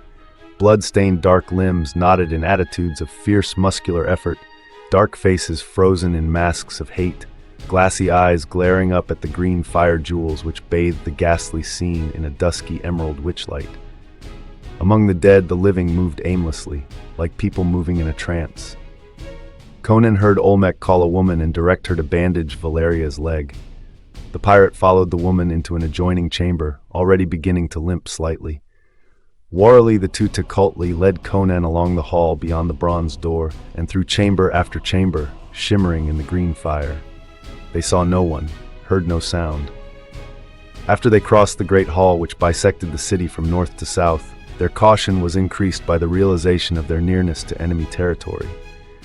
But chambers and halls lay empty to their wary gaze, and they came at last along a broad, dim hallway and halted before a bronze door similar to the eagle door of Tecuhltli. Gingerly they tried it, and it opened silently under their fingers. Awed, they stared into the green-lit chambers beyond. For 50 years, no Tecuhltli had entered those halls save as a prisoner going to a hideous doom. To go to Xotalanc had been the ultimate horror that could befall a man of the Western Castle. The terror of it had stalked through their dreams since earliest childhood. To Yanath and Topol, that bronze door was like the portal of hell. They cringed back, unreasoning horror in their eyes, and Conan pushed past them and strode into Xotalanc. Timidly they followed him. As each man set foot over the threshold, he stared and glared wildly about him, but only their quick, hurried breathing disturbed the silence. They had come into a square guardroom, like that behind the eagle door of Tecuhltli, and similarly, a hall ran away from it to a broad chamber that was a counterpart of Olmec's throne room. Conan glanced down the hall with its rugs and divans and hangings, and stood listening intently. He heard no noise, and the rooms had an empty feel. He did not believe there were any Xotalankas left alive in Xuchotl. "Come on," he muttered and started down the hall. He had not gone far when he was aware that only Yanath was following him. He wheeled back to see Topol standing in an attitude of horror, one arm out as if to fend off some threatening peril, his distended eyes fixed with hypnotic intensity on something protruding from behind a divan. What the devil? Then Conan saw what Topol was staring at, and he felt a faint twitching of the skin between his giant shoulders. A monstrous head protruded from behind the divan, a reptilian head, broad as the head of a crocodile, with down-curving fangs that projected over the lower jaw. But there was an unnatural limpness about the thing, and the hideous eyes were glazed. Conan peered behind the couch. It was a great serpent which lay there limp in death, but such a serpent as he had never seen in his wanderings. The reek and chill of the deep black earth were about it, and its color was an indeterminable hue which changed with each new angle from which he surveyed it. A great wound in the neck showed what had caused its death. "It is the crawler," whispered Yanath. "It's the thing I slashed on the stair," grunted Conan. "After it trailed us to the eagle door, it dragged itself here to die. How could the Xotalankas control such a brute?" The Tecuhltli shivered and shook their heads. They brought it up from the black tunnels below the catacombs. They discovered secrets unknown to Tecuhltli. "Well, it's dead, and if they'd had any more of them, they'd have brought them along when they came to Tecuhltli. Come on." They crowded close at his heels as he strode down the hall and thrust on the silver-worked door at the other end. "If we don't find anybody on this floor," he said, "we'll descend into the lower floors. We'll explore Xotalanc from the roof to the catacombs. If Xotalanc is like Tecuhltli, all the rooms and halls in this tier will be lighted. What the devil?" They had come into the broad throne chamber, so similar to that one in Tecuhltli. There were the same jade dais and ivory seat, the same divans, rugs and hangings on the walls. No black, red-scarred column stood behind the throne dais, but evidences of the grim feud were not lacking. Ranged along the wall behind the dais were rows of glass-covered shelves, and on those shelves, hundreds of human heads, perfectly preserved, stared at the startled watchers with emotionless eyes, as they had stared for only the gods knew how many months and years. Topol muttered a curse, but Yanath stood silent, the mad light growing in his wide eyes. Conan frowned, knowing that Tlazitlan's sanity was hung on a hair trigger. Suddenly, Yanath pointed to the ghastly relics with a twitching finger. "There is my brother's head," he murmured, "and there is my father's younger brother, and there beyond them is my sister's eldest son." Suddenly he began to weep, dry-eyed, with harsh, loud sobs that shook his frame. He did not take his eyes from the heads. His sobs grew shriller, changed to frightful, high-pitched laughter, and that in turn became an unbearable screaming. Yanath was stark mad. Conan laid a hand on his shoulder, and as if the touch had released all the frenzy in his soul, Yanath screamed and whirled, striking at the Cimmerian with his sword. Conan parried the blow, and Topal tried to catch Yanath's arm. But the madman avoided him, and with froth flying from his lips, he drove his sword deep into Topal's body. Topal sank down with a groan, and Yanath whirled for an instant like a crazy dervish. Then he ran at the shelves and began hacking at the glass with his sword, screeching blasphemously. Conan sprang at him from behind, trying to catch him unaware and disarm him, but the madman wheeled and lunged at him, screaming like a lost soul. Realizing that the warrior was hopelessly insane, the Cimmerian sidestepped, and as the maniac went past, he swung a cut that severed the shoulder bone and breast, and dropped the man dead beside his dying victim. Conan bent over Topal, seeing that the man was at his last gasp. It was useless to seek to stanch the blood gushing from the horrible wound. "You're done for, Topal," grunted Conan. "Any word you want to send to your people?" "Bend closer," gasped Topal, and Conan complied, and an instant later caught the man's wrist as Topal struck at his breast with a dagger. "Crom," swore Conan. "Are you mad too?" "Olmec ordered it," gasped the dying man. "I know not why. As we lifted the wounded upon the couches, he whispered to me, bidding me to slay you as we returned to Tekultli." And with the name of his clan on his lips, Topal died. Conan scowled down at him in puzzlement. This whole affair had an aspect of lunacy. Was Olmec mad too? Were all the Tekultli madder than he had realized? With a shrug of his shoulders, he strode down the hall and out of the bronze door, leaving the dead Tekultli lying before the staring dead eyes of their kinsmen's heads. Conan needed no guide back through the labyrinth they had traversed. His primitive instinct of direction led him unerringly along the route they had come. He traversed it as warily as he had before, his sword in his hand, and his eyes fiercely searching each shadowed nook and corner. For it was his former allies he feared now, not the ghosts of the slain Xotalancas. He had crossed the great hall and entered the chambers beyond when he heard something moving ahead of him, something which gasped and panted and moved with a strange, floundering, scrambling noise. A moment later, Conan saw a man crawling over the flaming floor toward him, a man whose progress left a broad, bloody smear on the smoldering surface. It was Tekultli, and his eyes were already glazing.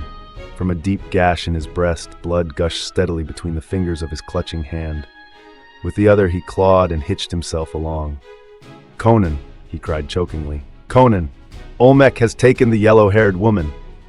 "So that's why he told Topal to kill me," murmured Conan, dropping to his knee beside the man, who his experienced eye told him was dying. "Olmec isn't as mad as I thought." Tekultli's groping fingers plucked at Conan's arm. In the cold, loveless, and altogether hideous life of the Tekultli, his admiration and affection for the invaders from the outer world formed a warm human oasis, constituted a tie that connected him with a more natural humanity that was totally lacking in his fellows, whose only emotions were hate, lust, and the urge of sadistic cruelty.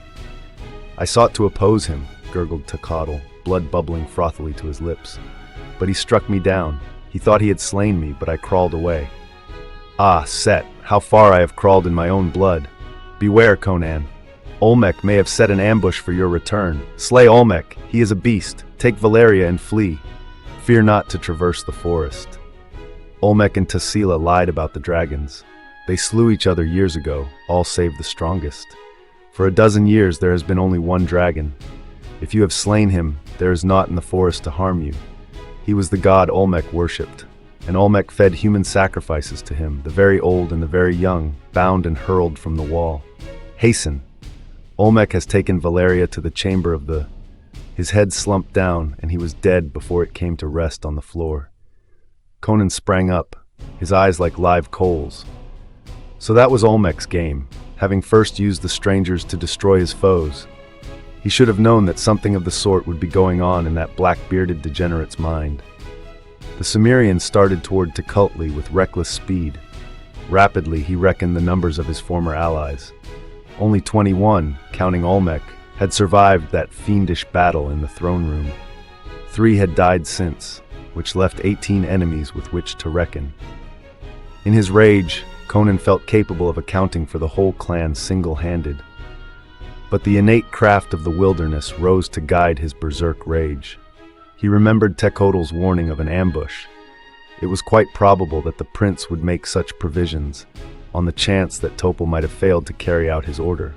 Olmec would be expecting him to return by the same route he had followed in going to Xotalanc. Conan glanced up at a skylight under which he was passing and caught the blurred glimmer of stars. They had not yet begun to pale for dawn. The events of the night had been crowded into a comparatively short space of time. He turned aside from his direct course and descended a winding staircase to the floor below. He did not know where the door was to be found that led into the castle on that level, but he knew he could find it. How he was to force the locks, he did not know. He believed that the doors of Tecuhltli would all be locked and bolted, if for no other reason than the habits of half a century. But there was nothing else but to attempt it. Sword in hand, he hurried noiselessly on through a maze of green-lit or shadowy rooms and halls. He knew he must be near Tecuhltli when a sound brought him up short. He recognized it for what it was, a human being trying to cry out through a stifling gag. It came from somewhere ahead of him and to the left. In those deathly still chambers, a small sound carried a long way. Conan turned aside and went seeking after the sound, which continued to be repeated. Presently, he was glaring through a doorway upon a weird scene. In the room into which he was looking, a low rack-like frame of iron lay on the floor, and a giant figure was bound prostrate upon it. His head rested on a bed of iron spikes, which were already crimson-pointed with blood where they had pierced his scalp. A peculiar harness-like contrivance was fastened about his head, though in such a manner that the leather band did not protect his scalp from the spikes. This harness was connected by a slender chain to the mechanism that upheld a huge iron ball which was suspended above the captive's hairy breast. As long as the man could force himself to remain motionless, the iron ball hung in its place. But when the pain of the iron points caused him to lift his head, the ball lurched downward a few inches. Presently, his aching neck muscles would no longer support his head in its unnatural position, and it would fall back on the spikes again. It was obvious that eventually the ball would crush him to a pulp, slowly and inexorably. The victim was gagged, and above the gag his great black ox eyes rolled wildly toward the man in the doorway, who stood in silent amazement. The man on the rack was Olmec, Prince of Tecuhltli. Chapter 6. The Eyes of Tassila. "Why did you bring me into this chamber to bandage my leg?" demanded Valeria. "Couldn't you have done it just as well in the throne room?" She sat on a couch with her wounded leg extended upon it, and the Tecuhltli woman had just bound it with silk bandages. Valeria's red-stained sword lay on the couch beside her. She frowned as she spoke. The woman had done her task silently and efficiently, but Valeria liked neither the lingering, caressing touch of her slim fingers nor the expression in her eyes. "They have taken the rest of the wounded into the other chambers," answered the woman in the soft speech of the Tecuhltli women, which somehow did not suggest either softness or gentleness in the speakers. A little while before, Valeria had seen this same woman stab a Xotalanca woman through the breast and stamp the eyeballs out of a wounded Xotalanca man. "They will be carrying the corpses of the dead down into the catacombs," she added, "lest the ghosts escape into the chambers and dwell there." "Do you believe in ghosts?" asked Valeria. "I know the ghost of Tolkemec dwells in the catacombs," she answered with a shiver. "Once I saw it as I crouched in a crypt among the bones of a dead queen. It passed by in the form of an ancient man with flowing white beard and locks and luminous eyes that blazed in the darkness. It was Tolkemec. I saw him living when I was a child, and he was being tortured." Her voice sank to a fearful whisper. "Olmec laughs, but I know Tolkemec's ghost dwells in the catacombs. They say it is rats which gnaw the flesh from the bones of the newly dead, but ghosts eat flesh. Who knows but that? She glanced up quickly as a shadow fell across the couch. Valeria looked up to see Olmec gazing down at her. The prince had cleansed his hands, torso, and beard of the blood that had splashed them. But he had not donned his robe, and his great dark-skinned hairless body and limbs renewed the impression of strength bestial in its nature. His deep black eyes burned with a more elemental light, and there was the suggestion of a twitching in the fingers that tugged at his thick blue-black beard. He stared fixedly at the woman, and she rose and glided from the chamber. As she passed through the door, she cast a look over her shoulder at Valeria, a glance full of cynical derision and obscene mockery. "She has done a clumsy job," criticized the prince, coming to the divan and bending over the bandage. "Let me see." With a quickness amazing in one of his bulk, he snatched her sword and threw it across the chamber. His next move was to catch her in his giant arms. Quick and unexpected as the move was, she almost matched it. For even as he grabbed her, her dirk was in her hand, and she stabbed murderously at his throat. More by luck than skill, he caught her wrist, and then began a savage wrestling match. She fought him with fists, feet, knees, teeth, and nails, with all the strength of her magnificent body and all the knowledge of hand-to-hand fighting she had acquired in her years of roving and fighting on sea and land. It availed her nothing against his brute strength. She lost her dirk in the first moment of contact, and thereafter found herself powerless to inflict any appreciable pain on her giant attacker. The blaze in his weird black eyes did not alter, and their expression filled her with fury, fanned by the sardonic smile that seemed carved upon his bearded lips. Those eyes and that smile contained all the cruel cynicism that seethes below the surface of a sophisticated and degenerate race. And for the first time in her life, Valeria experienced fear of a man. It was like struggling against some huge elemental force. His iron arms thwarted her efforts with an ease that sent panic racing through her limbs. He seemed impervious to any pain she could inflict. Only once, when she sank her white teeth savagely into his wrist so that the blood started, did he react. And that was to buffet her brutally upon the side of the head with his open hand, so that stars flashed before her eyes and her head rolled on her shoulders. Her shirt had been torn open in the struggle, and with cynical cruelty he rasped his thick beard across her bare breasts, bringing the blood to suffuse the fair skin, and fetching a cry of pain and outraged fury from her. Her convulsive resistance was useless. She was crushed down on a couch, disarmed and panting, her eyes blazing up at him like the eyes of a trapped tigress. A moment later he was hurrying from the chamber, carrying her in his arms. She made no resistance, but the smoldering of her eyes showed that she was unconquered in spirit, at least. She had not cried out. She knew that Conan was not within call, and it did not occur to her that any in Tecuhltli would oppose their prince. But she noticed that Olmec went stealthily, with his head on one side, as if listening for sounds of pursuit, and he did not return to the throne chamber. He carried her through a door that stood opposite that through which he had entered, crossed another room, and began stealing down a hall. As she became convinced that he feared some opposition to the abduction, she threw back her head and screamed at the top of her lusty voice. She was rewarded by a slap that half-stunned her, and Olmec quickened his pace to a shambling run.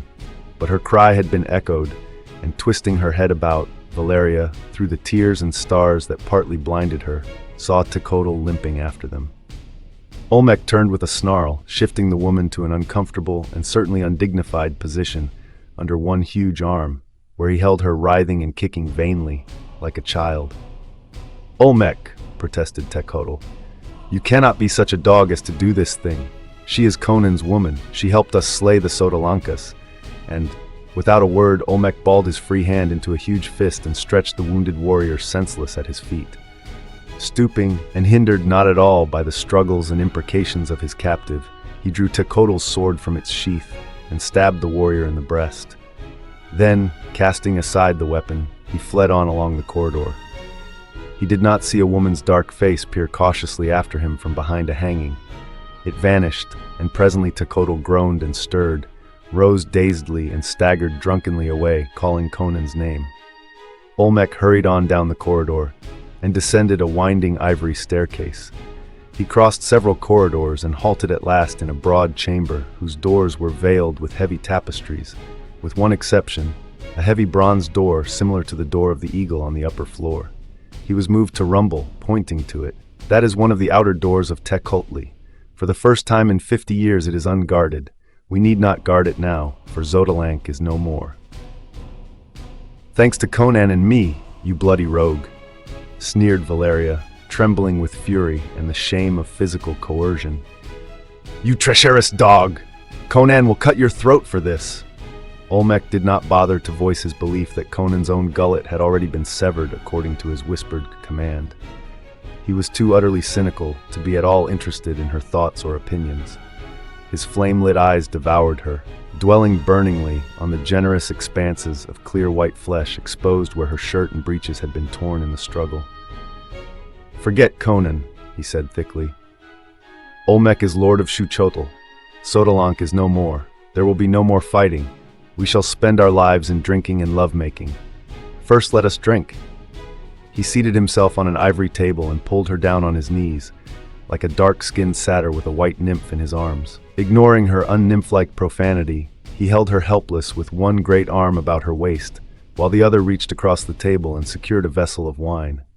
Drink, he commanded, forcing it to her lips as she writhed her head away. The liquor slopped over, stinging her lips, splashing down on her naked breasts. Your guest does not like your wine, Olmec, spoke a cool, sardonic voice. Olmec stiffened. Fear grew in his flaming eyes. Slowly he swung his great head about and stared at Tassila, who posed negligently in the curtained doorway, one hand on her smooth hip. Valeria twisted herself about in his iron grip, and when she met the burning eyes of Tassila, a chill tingled along her supple spine. New experiences were flooding Valeria's proud soul that night. Recently she had learned to fear a man. Now she knew what it was to fear a woman. Olmec sat motionless, a gray pallor growing under his swarthy skin. Tassila brought her other hand from behind her and displayed a small gold vessel. I feared she would not like your wine, Olmec, purred the princess. So I brought some of mine. Some I brought with me long ago from the shores of Lake Zuad. Do you understand, Olmec? Beads of sweat stood out suddenly on Olmec's brow. His muscles relaxed, and Valeria broke away and put the table between them. But though reason told her to dart from the room, some fascination she could not understand held her rigid, watching the scene. Tassila came toward the seated prince with a swaying, undulating walk that was mockery in itself. Her voice was soft, slurringly caressing, but her eyes gleamed. Her slim fingers stroked his beard lightly. You are selfish, Olmec, she crooned, smiling. You would keep our handsome guest to yourself, though you knew I wished to entertain her. You are much at fault, Olmec. The mask dropped for an instant. Her eyes flashed. Her face was contorted, and with an appalling show of strength, her hand locked convulsively in his beard and tore out a great handful. This evidence of unnatural strength was no more terrifying than the momentary bearing of the hellish fury that raged under her bland exterior. Olmec lurched up with a roar and stood swaying like a bear, his mighty hands clenching and unclenching. Slut! His booming voice filled the room. Witch! She-devil! Tekultli should have slain you 50 years ago. Begone! I have endured too much from you. This white-skinned wench is mine. Get hence before I slay you! The princess laughed and dashed the blood-stained strands into his face. Her laughter was less merciful than the ring of flint on steel. Once you spoke otherwise, Olmec, she taunted. Once in your youth you spoke words of love. Aye, you were my lover once, years ago, and because you loved me, you slept in my arms beneath the enchanted lotus, and thereby put into my hands the chains that enslaved you. You know you cannot withstand me. You know I have but to gaze into your eyes, with the mystic power a priest of Stygia taught me long ago, and you are powerless. You remember the night beneath the black lotus that waved above us, stirred by no worldly breeze. You scent again the unearthly perfumes that stole and rose like a cloud about you to enslave you. You cannot fight against me. You are my slave as you were that night, as you shall be so long as you live, Olmec of Xuchotl. Her voice had sunk to a murmur like the rippling of a stream running through starlit darkness. She leaned close to the prince and spread her long, tapering fingers upon his giant breast. His eyes glared, His great hands fell limply to his sides. With a smile of cruel malice, Tassella lifted the vessel and placed it to his lips. "Drink!" Mechanically, the prince obeyed, and instantly the glaze passed from his eyes and they were flooded with fury, comprehension, and an awful fear. His mouth gaped, but no sound issued. For an instant he reeled on buckling knees and then fell in a sodden heap on the floor. His fall jolted Valeria out of her paralysis. She turned and sprang toward the door, but with a movement that would have shamed a leaping panther, Tassella was before her. Valeria struck at her with her clenched fist and all the power of her supple body behind the blow. It would have stretched a man senseless on the floor. But with a lithe twist of her torso, Tassella avoided the blow and caught the pirate's wrist. The next instant, Valeria's left hand was imprisoned and, holding her wrists together with one hand, Tassella calmly bound them with a cord she drew from her girdle. Valeria thought she had tasted the ultimate in humiliation already that night, but her shame at being manhandled by Olmec was nothing to the sensations that now shook her supple frame. Valeria had always been inclined to despise the other members of her sex, and it was overwhelming to encounter another woman who could handle her like a child. She scarcely resisted at all when Tassella forced her into a chair and, drawing her bound wrists down between her knees, fastened them to the chair. Casually stepping over Olmec, Tassella walked to the bronze door and shot the bolt and threw it open, revealing a hallway without. "Opening upon this hall," she remarked, speaking to her feminine captive for the first time, "there is a chamber which in old times was used as a torture room. When we retired into Tekultli, we brought most of the apparatus with us, but there was one piece too heavy to move. It is still in working order. I think it will be quite convenient now." An understanding flame of terror rose in Olmec's eyes. Tassella strode back to him, bent and gripped him by the hair. "He is only paralyzed temporarily," she remarked conversationally. "He can hear, think, and feel. Aye, he can feel very well indeed." With which sinister observation she started toward the door, dragging the giant bulk with an ease that made the pirate's eyes dilate. She passed into the hall and moved down it without hesitation, presently disappearing with her captive into a chamber that opened into it, and whence shortly thereafter issued the clank of iron. Valeria swore softly and tugged vainly, with her legs braced against the chair. The cords that confined her were apparently unbreakable. Tassella presently returned alone. Behind her, a muffled groaning issued from the chamber. She closed the door, but did not bolt it. Tassella was beyond the grip of habit, as she was beyond the touch of other human instincts and emotions. Valeria sat dumbly, watching the woman in whose slim hands the pirate realized her destiny now rested. Tassella grasped her yellow locks and forced back her head, looking impersonally down into her face. But the glitter in her dark eyes was not impersonal. "I have chosen you for a great honor," she said. "You shall restore the youth of Tassilla. Oh, you stare at that. My appearance is that of youth, but through my veins creeps the sluggish chill of approaching age, as I have felt it 1,000 times before. I am old, so old I do not remember my childhood. But I was a girl once, and a priest of Stygia loved me and gave me the secret of immortality and youth everlasting. He died, then some said by poison. But I dwelt in my palace by the shores of Lake Zuad, and the passing years touched me not. So at last a king of Stygia desired me, and my people rebelled and brought me to this land. Olmec called me a princess. I am not of royal blood. I am greater than a princess. I am Tassilla, whose youth your own glorious youth shall restore." Valeria's tongue clove to the roof of her mouth. She sensed here a mystery darker than the degeneracy she had anticipated. The taller woman unbound the Aquilonian's wrists and pulled her to her feet. It was not fear of the dominant strength that lurked in the princess' limbs that made Valeria a helpless, quivering captive in her hands. It was the burning, hypnotic, terrible eyes of Tassilla. Chapter 7. He comes from the dark. "Well, I'm a Kushite!" Conan glared down at the man on the iron rack. "What the devil are you doing on that thing?"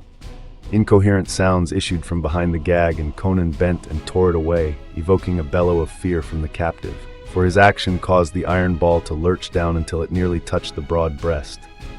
"Be careful, for Set's sake," begged Olmec. "What for?" demanded Conan.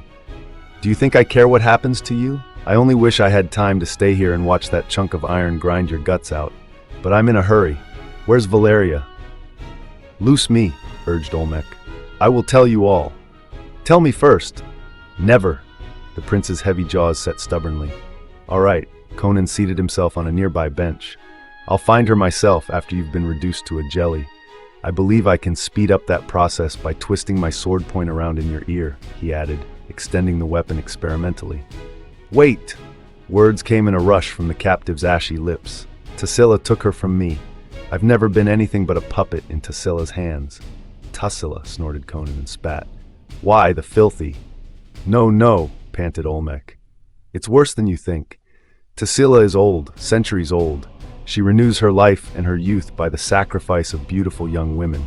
That's one thing that has reduced the clan to its present state. She will draw the essence of Valeria's life into her own body and bloom with fresh vigor and beauty. Are the doors locked? Asked Conan, thumbing his sword edge.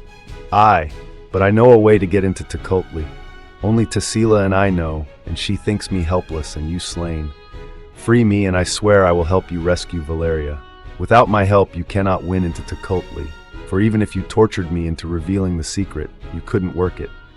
Let me go, and we will steal on Tassila and kill her before she can work magic, before she can fix her eyes on us.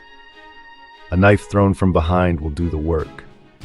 I should have killed her thus long ago, but I feared that without her to aid us, the Xotalankas would overcome us. She needed my help too.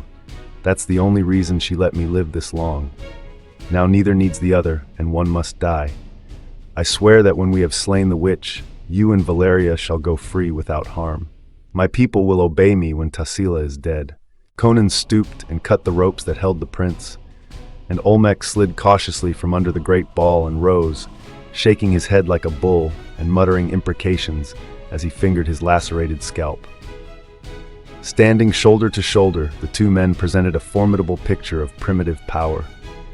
Olmec was as tall as Conan and heavier, but there was something repellent about the Tlaxcaltlan, something abysmal and monstrous that contrasted unfavorably with the clean-cut, compact hardness of the Cimmerian. Conan had discarded the remnants of his tattered, blood-soaked shirt and stood with his remarkable muscular development impressively revealed. His great shoulders were as broad as those of Olmec and more cleanly outlined, and his huge breast arched with a more impressive sweep to a hard waist that lacked the paunchy thickness of Olmec's midsection. He might have been an image of primal strength, cut out of bronze. Olmec was darker, but not from the burning of the sun. If Conan was a figure out of the dawn of time, Olmec was a shambling, somber shape from the darkness of time's pre-dawn. Lead on, demanded Conan, and keep ahead of me. I don't trust you any farther than I can throw a bull by the tail. Olmec turned and stalked on ahead of him, one hand twitching slightly as it plucked at his matted beard. Olmec did not lead Conan back to the bronze door, which the prince naturally supposed Tassila had locked, but to a certain chamber on the border of Tecuhltli. This secret has been guarded for half a century, he said. Not even our own clan knew of it, and the Xotalankas never learned. Tecuhltli himself built this secret entrance, afterwards slaying the slaves who did the work for. He feared that he might find himself locked out of his own kingdom someday because of the spite of Tassila, whose passion for him soon changed to hate. But she discovered the secret and barred the hidden door against him one day as he fled back from an unsuccessful raid, and the Xotalankas took him and flayed him. But once, spying upon her, I saw her enter Tecuhltli by this route, and so learned the secret. He pressed upon a gold ornament in the wall, and a panel swung inward, disclosing an ivory stair leading upward. This stair is built within the wall, said Olmec. It leads up to a tower upon the roof, and thence other stairs wind down to the various chambers. Hasten! After you, comrade, retorted Conan satirically, swaying his broadsword as he spoke, and Olmec shrugged his shoulders and stepped onto the staircase. Conan instantly followed him, and the door shut behind them. Far above, a cluster of fire jewels made the staircase a well of dusky dragon light. They mounted until Conan estimated that they were above the level of the 4th floor, and then came out into a cylindrical tower, in the domed roof of which was set the bunch of fire jewels that lighted the stair. Through gold-barred windows, set with unbreakable crystal panes, the first windows he had seen in Xuchotl, Conan got a glimpse of high ridges, domes, and more towers, looming darkly against the stars. He was looking across the roofs of Xuchotl. Olmec did not look through the windows. He hurried down one of the several stairs that wound down from the tower, and when they had descended a few feet, this stair changed into a narrow corridor that wound tortuously on for some distance. It ceased at a steep flight of steps leading downward. There Olmec paused. Up from below, muffled but unmistakable, welled a woman's scream, edged with fright, fury, and shame, and Conan recognized Valeria's voice. In the swift rage roused by that cry, and the amazement of wondering what peril could wring such a shriek from Valeria's reckless lips, Conan forgot Olmec. He pushed past the prince and started down the stair. Awakening instinct brought him about again, just as Olmec struck with his great mallet-like fist. The blow, fierce and silent, was aimed at the base of Conan's brain. But the Cimmerian wheeled in time to receive the buffet on the side of his neck instead. The impact would have snapped the vertebrae of a lesser man. As it was, Conan swayed backward, but even as he reeled, he dropped his sword, useless at such close quarters, and grasped Olmec's extended arm, dragging the prince with him as he fell. Headlong they went down the steps together, in a revolving whirl of limbs and heads and bodies. And as they went, Conan's iron fingers found and locked in Olmec's bullthroat. The barbarian's neck and shoulder felt numb from the sledge-like impact of Olmec's huge fist, which had carried all the strength of the massive forearm, thick triceps, and great shoulder. But this did not affect his ferocity to any appreciable extent. Like a bulldog, he hung on grimly, rolled, until at last they struck an ivory panel door at the bottom with such an impact that they splintered its full length and crashed through its ruins. But Olmec was already dead, for those iron fingers had crushed out his life and broken his neck as they fell. Conan rose, shaking the splinters from his great shoulders, blinking blood and dust out of his eyes. He was in the great throne room. There were 15 people in that room besides himself. The first person he saw was Valeria. A curious black altar stood before the throne dais. Ranged about it, 7 black candles in golden candlesticks sent up oozing spirals of thick green smoke, disturbingly scented. These spirals united in a cloud near the ceiling, forming a smoky arch above the altar. On that altar lay Valeria, stark naked, her white flesh gleaming in shocking contrast to the glistening ebon stone. She was not bound. She lay at full length, her arms stretched out above her head to their fullest extent. At the head of the altar knelt a young man, holding her wrists firmly. A young woman knelt at the other end of the altar, grasping her ankles. Between them she could neither rise nor move. 11 men and women of Tukulti knelt dumbly in a semicircle, watching the scene with hot, lustful eyes. On the ivory throne seat, Tassila lolled. Bronze bowls of incense rolled their spirals about her. The wisps of smoke curled about her naked limbs like caressing fingers. She could not sit still. She squirmed and shifted about with sensuous abandon, as if finding pleasure in the contact of the smooth ivory with her sleek flesh. The crash of the door as it broke beneath the impact of the hurtling bodies caused no change in the scene. The kneeling men and women merely glanced incuriously at the corpse of their prince, and at the man who rose from the ruins of the door, then swung their eyes greedily back to the writhing white shape on the black altar. Tassila looked insolently at him, and sprawled back on her seat, laughing mockingly. "Slut!" Conan saw red. His hands clenched into iron hammers as he started for her. With his first step, something clanged loudly and steel bit savagely into his leg. He stumbled and almost fell, checked in his headlong stride. The jaws of an iron trap had closed on his leg, with teeth that sank deep and held. Only the ridged muscles of his calf saved the bone from being splintered. The accursed thing had sprung out of the smoldering floor without warning. He saw the slots now in the floor where the jaws had lain, perfectly camouflaged. "Fool," laughed Tassila. "Did you think I would not guard against your possible return? Every door in this chamber is guarded by such traps. Stand there and watch now while I fulfill the destiny of your handsome friend. Then I will decide your own." Conan's hand instinctively sought his belt, only to encounter an empty scabbard. His sword was on the stair behind him. His poniard was lying back in the forest, where the dragon had torn it from his jaw, The steel teeth in his leg were like burning coals, but the pain was not as savage as the fury that seethed in his soul. He was trapped like a wolf. If he had had his sword, he would have hewn off his leg and crawled across the floor to slay Tassila. Valeria's eyes rolled toward him with mute appeal, and his own helplessness sent red waves of madness surging through his brain. Dropping on the knee of his free leg, he strove to get his fingers between the jaws of the trap, to tear them apart by sheer strength. Blood started from beneath his fingernails, but the jaws fitted close about his leg in a circle whose segments jointed perfectly, contracted until there was no space between his mangled flesh and the fanged iron. The sight of Valeria's naked body added flame to the fire of his rage. Tassila ignored him. Rising languidly from her seat, she swept the ranks of her subjects with a searching glance and asked, "Where are Zamek, Zlanath, and Tachik?"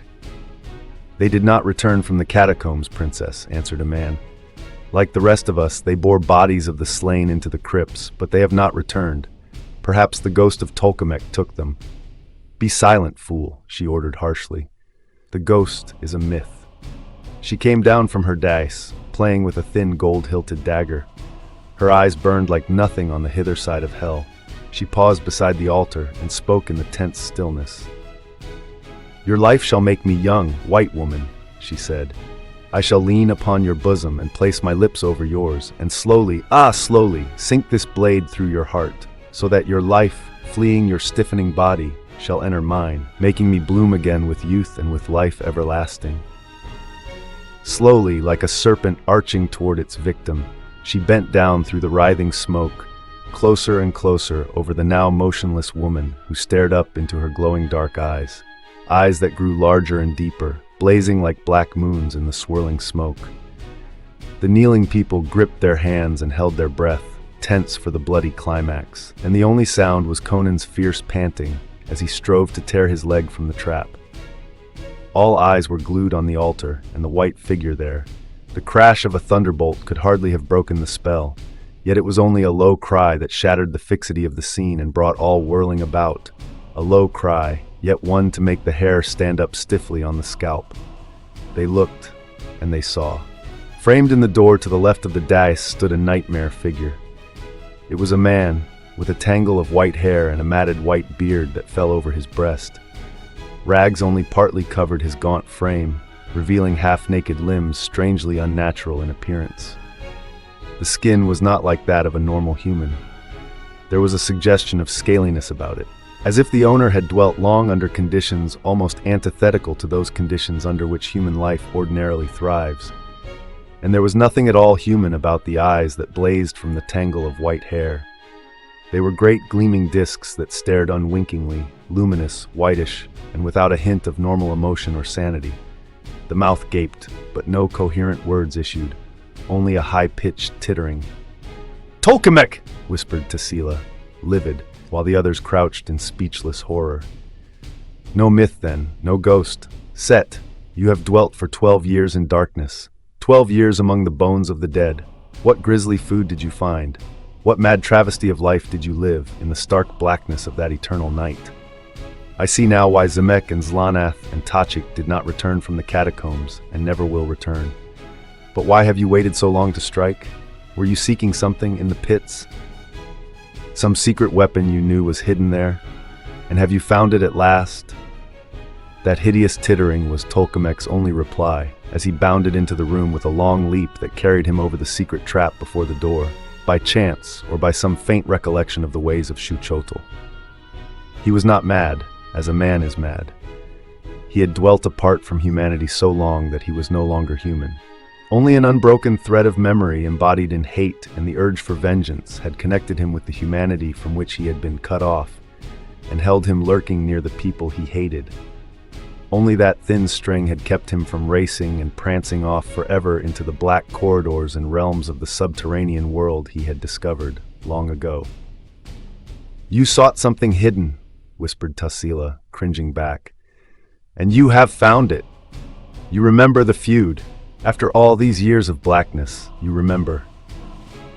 For in the lean hand of Tolkemec now waved a curious jade-hued wand, on the end of which glowed a knob of crimson shaped like a pomegranate.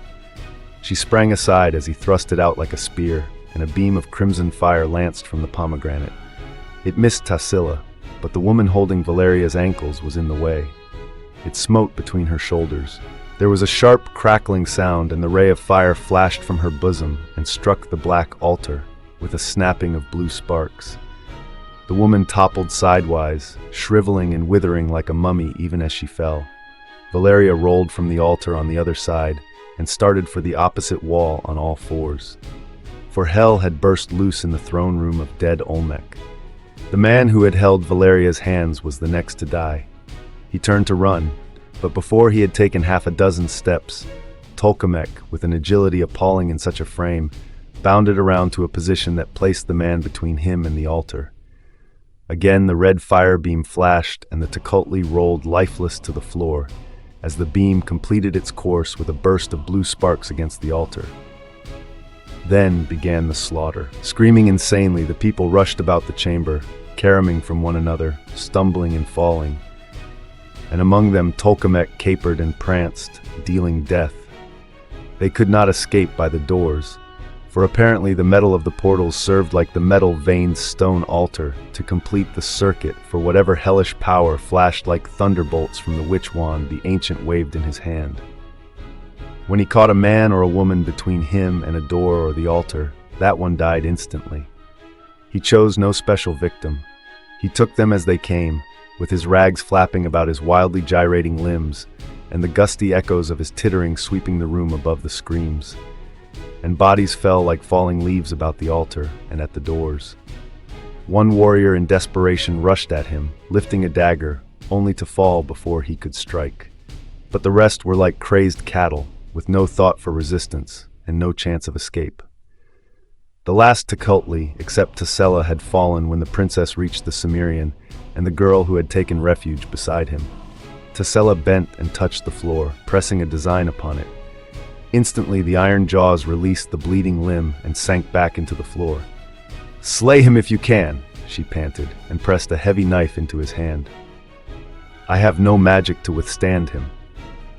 With a grunt he sprang before the woman, not heeding his lacerated leg in the heat of the fighting lust.